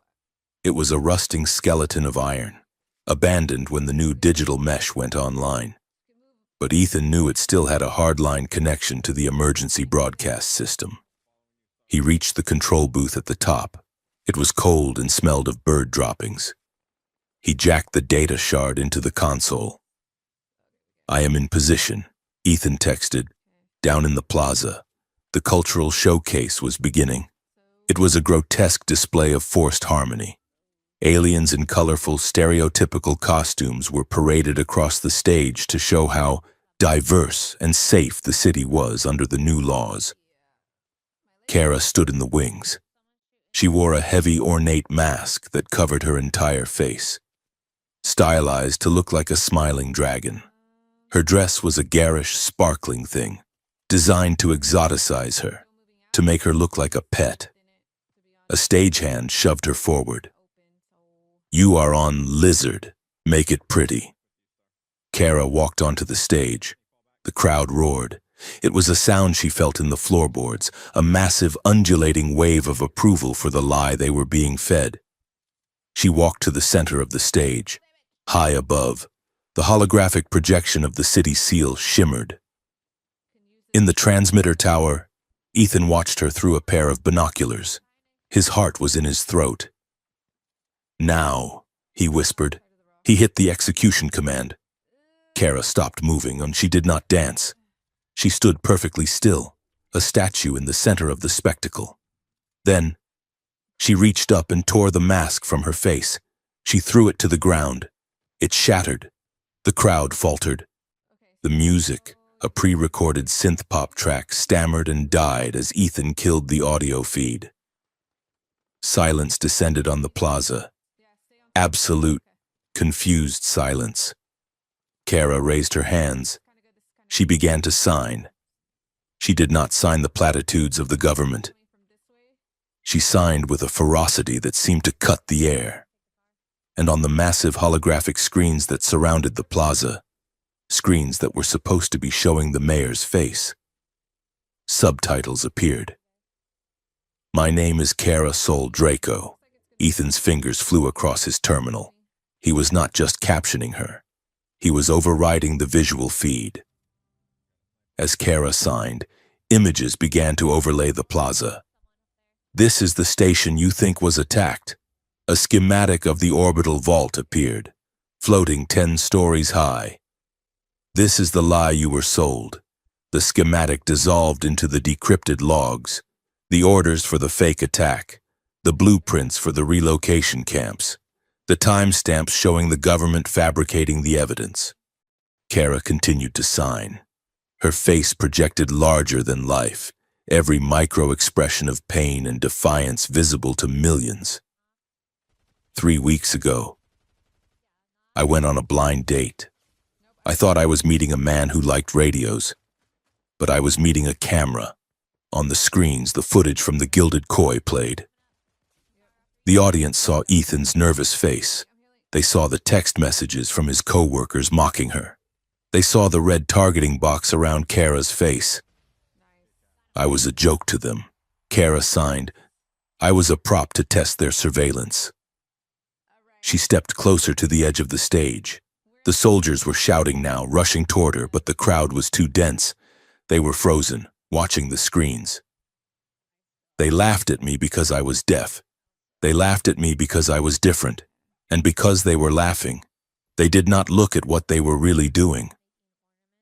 The screens shifted to show the faces of the disappeared, draconians who had been taken in the night. Mothers, children, shopkeepers. They are taking us away. Kara signed, not to safe zones, to silence. She paused. She looked directly into the camera drone hovering in front of her. Her eyes were burning gold. You are watching this. You are watching them drag my people into the dark.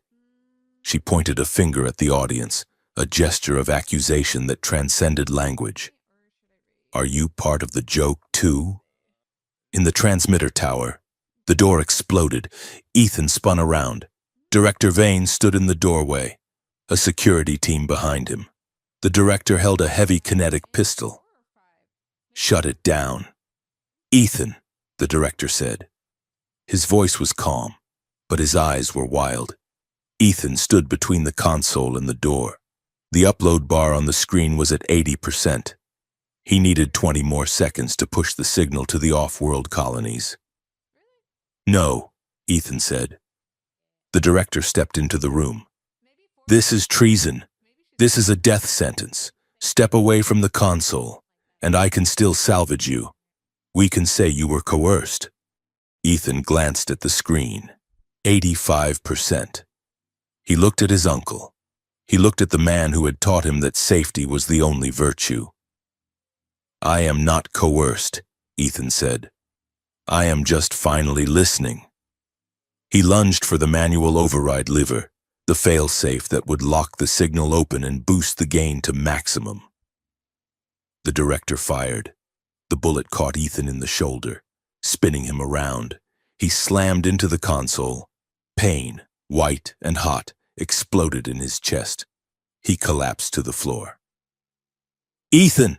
The director shouted, raising the gun again. Ethan gritted his teeth. His vision was graying out. He could taste copper. But his hand was on the lever. He did not let go. He pulled it down with all his remaining weight. Signal lock. Confirmed. Broadcast range. Interstellar. The tower hummed. A massive pulse of energy surged through the structure, frying the local limiters. The signal blasted out, bypassing the city's firewalls, bouncing off the satellites, racing toward the mining colonies on the moon, the habitats on Mars, the listening posts in the belt. The director stood over him, face twisted in fury. He kicked Ethan's hand away from the lever, but it was too late. The system was locked. You fool, the director hissed. You threw your life away for nothing. Ethan looked up, blood bubbling on his lips. He smiled. Not nothing. He whispered, her. Down in the plaza. The air changed. The signal boost hit the holographic projectors. The images of the conspiracy became monumental, filling the sky. Kara felt the change. She felt the sudden shift in the vibration of the crowd. The laughter was gone. The applause was gone. In her earpiece, the line to the tower went dead. "Ethan," she signed, her hand flying to her ear. There was only static, a profound, terrifying silence.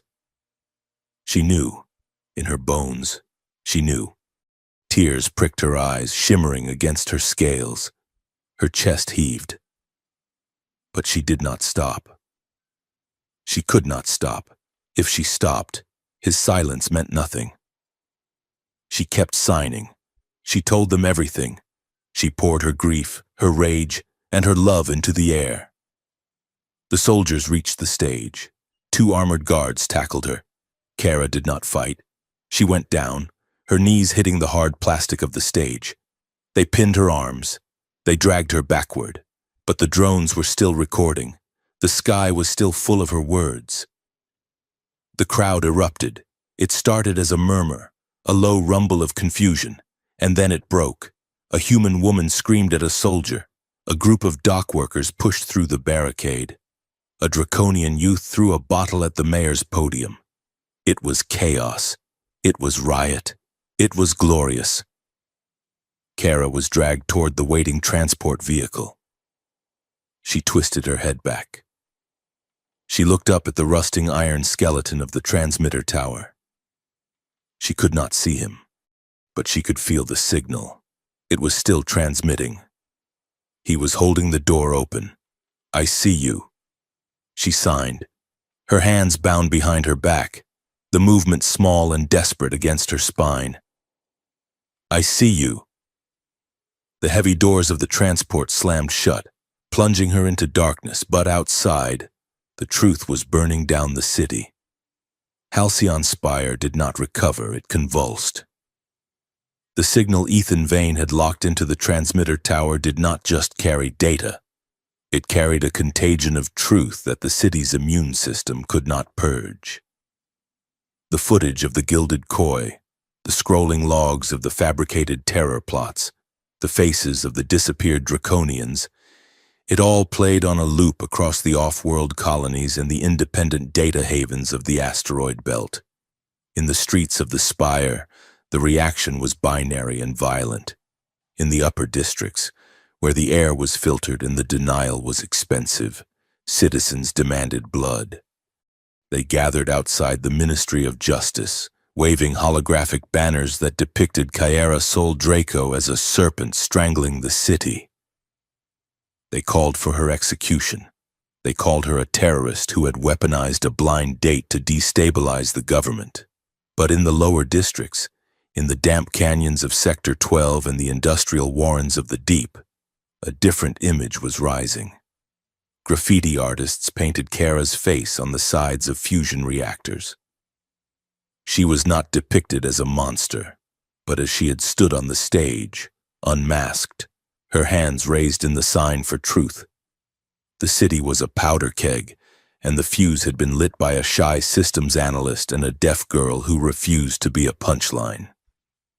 Ethan woke to the smell of antiseptic and the dull, throbbing ache of a reconstructed shoulder.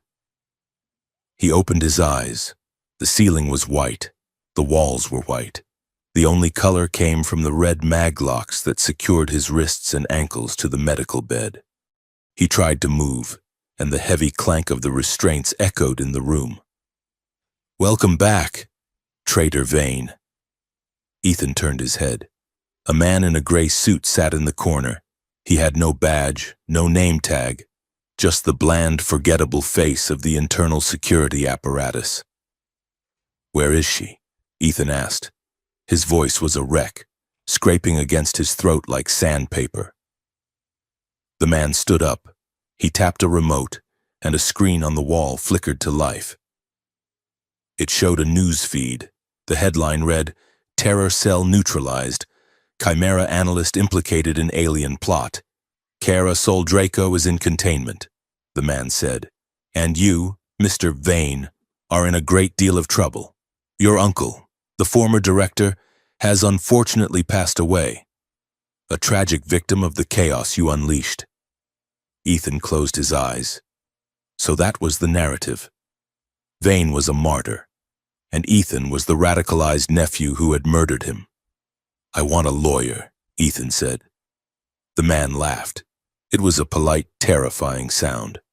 "You are being charged under the Interspecies Security Amendment you tried to stop. You do not get a lawyer, you get a tribunal. And then, most likely, you get a one-way ticket to the sulfur mines on Io." Ethan looked at the man. He felt fear. Yes, the old Ethan, the one who hid in cubicles and laughed at cruel jokes to fit in, would have been begging, but that Ethan had died in the transmitter tower. "I do not care about the mines," Ethan said. "I asked where she is." The man leaned in close. "She is in the quiet room. We designed it specifically for her kind. Total sensory deprivation. No light, no vibration, no sound. We figure after a week in the void, she will be ready to sign whatever confession we put in front of her." Ethan looked at the man, and for the first time in days, he smiled. "You really do not understand her at all, do you?" Ethan said. Kara sat in the center of the white room. It was a masterpiece of isolation engineering. The walls were padded with acoustic dampeners that absorbed 99% of all vibration. The floor was suspended on magnetic fields to eliminate tremors from the city. The light was a flat, shadowless gray. To a human, this room would be madness. The silence would be a physical weight, pressing in until the mind began to hallucinate to fill the void. But Kara Sol Draco had been born in the void. She sat in the lotus position, her eyes closed. They had taken her vibro necklace. They had deactivated her retinal implant. They had stripped her of every piece of technology she used to navigate the hearing world. They thought they were punishing her. They thought that by taking away the noise, they were taking away her power. They were wrong. For 24 years, Kara had curated her own internal rhythm. Without the chaotic assault of the city's vibrations, without the constant effort of lip-reading and translating, she was finally perfectly at rest. She counted the beat of her own heart. Thump, thump, thump, thump. It was a slow, steady bass line. She felt the flow of blood through her veins, a higher-pitched hum. She flexed her scales, feeling the friction of keratin on keratin, a dry, comforting rasp that she felt in her skin. She was composing a symphony in the dark when the door hissed open, disrupting the air pressure. Kara opened her eyes. 2 interrogators entered, 1 human, 1 Krellian. They looked frustrated. They had been watching her for 3 days, waiting for her to break, to scream, to lash out. Instead, she had just breathed. The human slammed a data pad onto the floating table. "Sign it." The text on the pad read, "Admit you were working for the insurgent cell. Admit you seduced Ethan Vane to get the codes." Kara looked at the pad. Then she looked at the human. She did not sign. She did not speak. She simply tapped her own chest, then pointed at him. "I am the witness." She signed, her movements fluid and unhurried. "You are the evidence." The interrogator slammed his fist on the table. The vibration traveled through the air, faint but readable. "You are a terrorist," the human shouted, though he knew she could not hear. "You destroyed the city's peace." Kara watched his lips. She saw the spittle flying. She saw the vein throbbing in his neck. She picked up the stylus. She did not sign the confession. Instead, she wrote in large block letters on the screen, "The piece was a lie." I just turned on the lights. The pressure was mounting. It was not just the protests in the streets. It was the signals coming from the sky. The broadcast Ethan had triggered had reached the orbital embassies. The Galactic Council, usually content to ignore the internal politics of human colonies. was asking questions. They had seen the relocation plans. They had seen the evidence of the fabricated attacks. They were threatening sanctions. The government of Halcyon Spire was trapped. They could not execute Kara without turning her into a martyr and inviting an interstellar blockade. They could not release her without admitting the government was a criminal enterprise. So, they compromised. Kara's mother, Ambassador Alara, brokered the deal in a smoke-filled room with the interim governor. The amendment would be shelved pending an independent investigation. The death penalty was off the table. But there had to be a trial. The city needed a show. The Hall of Justice was a cavernous amphitheater of black marble and gold. It was packed, every seat was filled, and millions more were watching via the feeds. Kara sat in the defendant's box. She wore a simple gray jumpsuit, her scales dull under the harsh lights. She had refused to testify for 2 days. The Chief Justice, a woman with a face like a dried apple, leaned forward. "Ms. Sol Draco," she said, her voice booming through the captioning screens. "This is your final chance. If you refuse to speak, we will proceed to sentencing based on the evidence of your cyber crimes." Kara stood up. She looked at the empty chair next to her. "I will not speak." She signed, her image projected onto the massive wall behind the judges, until the other half of the story is here. The justice frowned. "Mr. Vane is a separate case. He is being processed for treason. He is not a separate case." Kara signed. "He is the reason I am here. You want the truth? Bring him out, or I sit down, and you can explain to the Galactic Council why you are afraid of a systems analyst." A murmur went through the crowd. The justice exchanged a look with the prosecutor. They had no choice. The optics of silencing her were too dangerous. "Bring him in," the justice ordered. The side doors opened. Ethan Vane walked in. He was limping. His arm was in a sling, and he looked thin, pale, and battered. He wore the orange jumpsuit of a maximum security prisoner. But when he saw Kara, the exhaustion fell away. He straightened his spine. He walked to the box and sat in the chair beside her.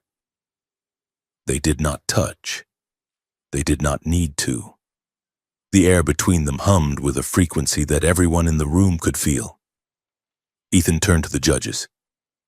"I am here," he said. Kara turned to face him. She ignored the judges. She ignored the cameras. She looked only at him. "Ethan." She signed. Ethan watched her hands. He knew the camera drones were zooming in, translating every gesture for the world. "Do you remember the restaurant?" She signed. "The Gilded Koi?" "I remember," Ethan said softly. "You were wearing lenses." She continued. "You were streaming me to them. They were laughing. And I asked you a question." Ethan nodded. The shame was still there, but it was old scar tissue now, not an open wound. "I asked you," Kara signed, her movements sharp, "if you were part of the joke." The courtroom was silent. The captioning screens flashed the question in 10-foot-tall letters. "Were you part of the joke?" Ethan looked at her. He looked at the amber eyes that had seen him when he was invisible. "Yes," Ethan said. His voice was clear. It carried to the back of the room. "I was part of the joke. I was part of the silence. I let them laugh because I was afraid they would laugh at me instead." He turned to the cameras. "That is how it works," he said. "They do not just build the camps overnight. They start with the jokes. They start by making you feel stupid for caring. They make cruelty look like culture. And if you laugh along, you are safe." He looked back at Kara. "I was safe," he said. "But then I met you, and I realized that being safe is not the same as being alive."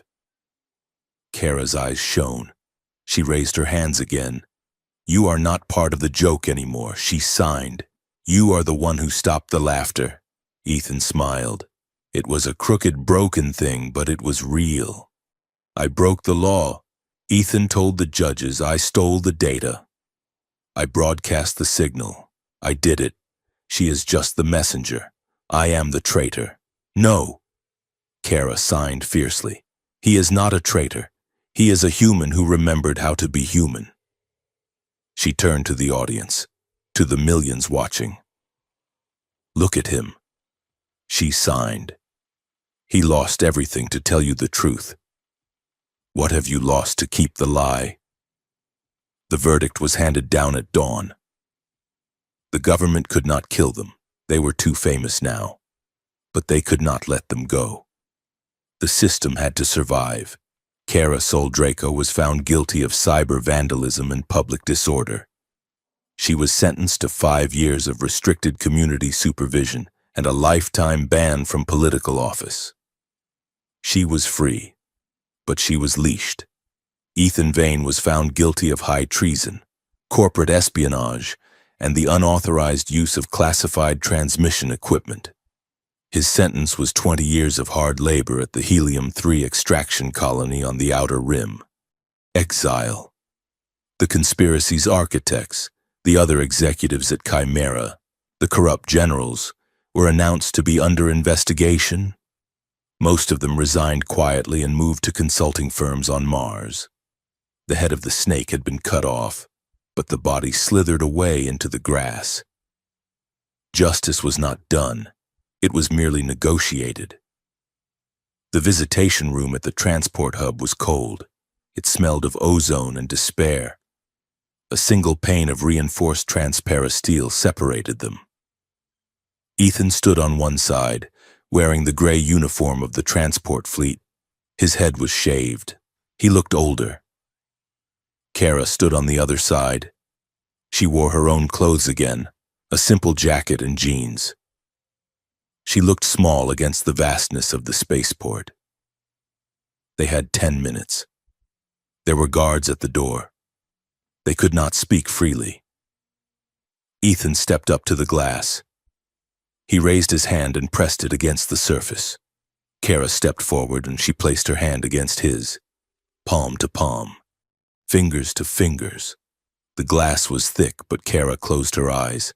She focused. She pushed her senses outward, past the cold surface, searching for the vibration of him. She felt it, a faint, steady thrum, his pulse, 20 years. She signed with her free hand, keeping the other pressed to the glass. It is a long time. I can do the time, Ethan said. As long as I know you are out here. Being loud, I will be loud, Kara promised. I will be so loud they will try to invent new laws just to shut me up. Ethan chuckled. It vibrated through the glass, a tiny tremor against her palm. Do not get into too much trouble, he said. I plan to get into exactly the right amount of trouble, she replied. They stood there, the silence stretching between them. There were so many things they could not say. They could not talk about the love that had nearly killed them. They could not talk about the nights in the observatory. So they talked about the future. One day, Ethan said, I am going to have a balcony, somewhere with air that smells like rain, and we are going to sit on it and argue about radio frequencies. And I will win. Kara signed. You always win, Ethan said. The guard stepped forward. Time. Prisoner. Ethan did not move. He kept his hand on the glass. Dragons are patient, Kara signed, her movements fierce, almost feral in their intensity. We live a long time. Ethan, I will work, I will fight, and I will come for you. Ethan looked at her. He saw the fire in her eyes, the same fire that had burned down the lies of Halcyon Spire. I know, he said. I will be waiting. I will cross any distance. She signed. I will tear the sky apart if I have to. Ethan pulled his hand away. The loss of contact was a physical pain, like a limb being severed. Listening to you, Ethan said. His voice, thick with emotion, taught me the difference between hearing noise and knowing the truth. Thank you. He turned and walked toward the airlock. He did not look back. He could not afford to. Kara stood at the glass. She watched him disappear into the gray corridor. She did not cry. She placed her hand where his had been, feeling the fading warmth of his skin on the cold glass. Start the clock, she thought. I am coming. Epilogue. 7 years later, Halcyon Spire had changed. It was not a paradise. The smog was still thick, and the drones still patrolled, but the silence was gone. The draconian enclaves were open. Sign language was taught in schools. The harmony laws had been repealed, replaced by the Vansal Accords. Kara Soldraco stood on a makeshift stage in the cargo bay of a trade ship. She looked different. Her scales were etched with the markings of adulthood. She wore the practical gear of a field organizer. Around her, a dozen young aliens, draconians, Krellians, Ursines, watched her with wide eyes. They were deaf, mute, or otherwise sensory divergent. You are not broken, Kara signed to them. You are simply tuned to a different frequency, and the world needs to learn how to listen to you. She stepped down from the stage. Milo, now a grown man with cybernetic implants in his temples, handed her a data pad. You saw the news? Milo asked. Kara took the pad. The headline was from a pirate newsfeed in the Outer Rim. Unrest at Helium-3 colony. Prisoners demand legal representation. Dragon-marked ship sighted in restricted space.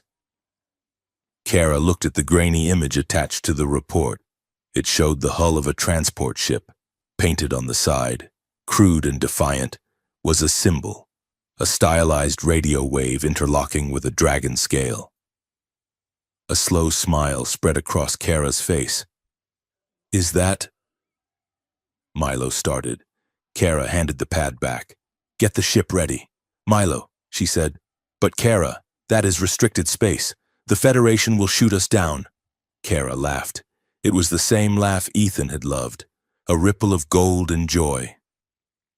Let them try, she said. The final scene took place at the viewport of the starport's highest spire. Kara stood alone, looking out at the vast, star-strewn darkness. The city lights of Halcyon Spire reflected in the glass, ghosting over her reflection. She raised her hand and pressed her fingertips to the cold pane. Somewhere out there, in the cold dark, a revolution was starting, and at the center of it was a man who had once been afraid of his own shadow. Kara watched as a sleek, unmarked ship lifted off from the tarmac below. It rose on a pillar of blue fire, piercing the smog, climbing higher and higher until it was just a new star in the firmament. She did not know if she would find him tomorrow or in 10 years. But she knew that the joke was over. The punchline had been delivered, and it had shaken the universe. Kara Soldraco lowered her hand. She turned her back on the city she had saved and walked toward the docking bay. The world was listening now. It was time to say hello.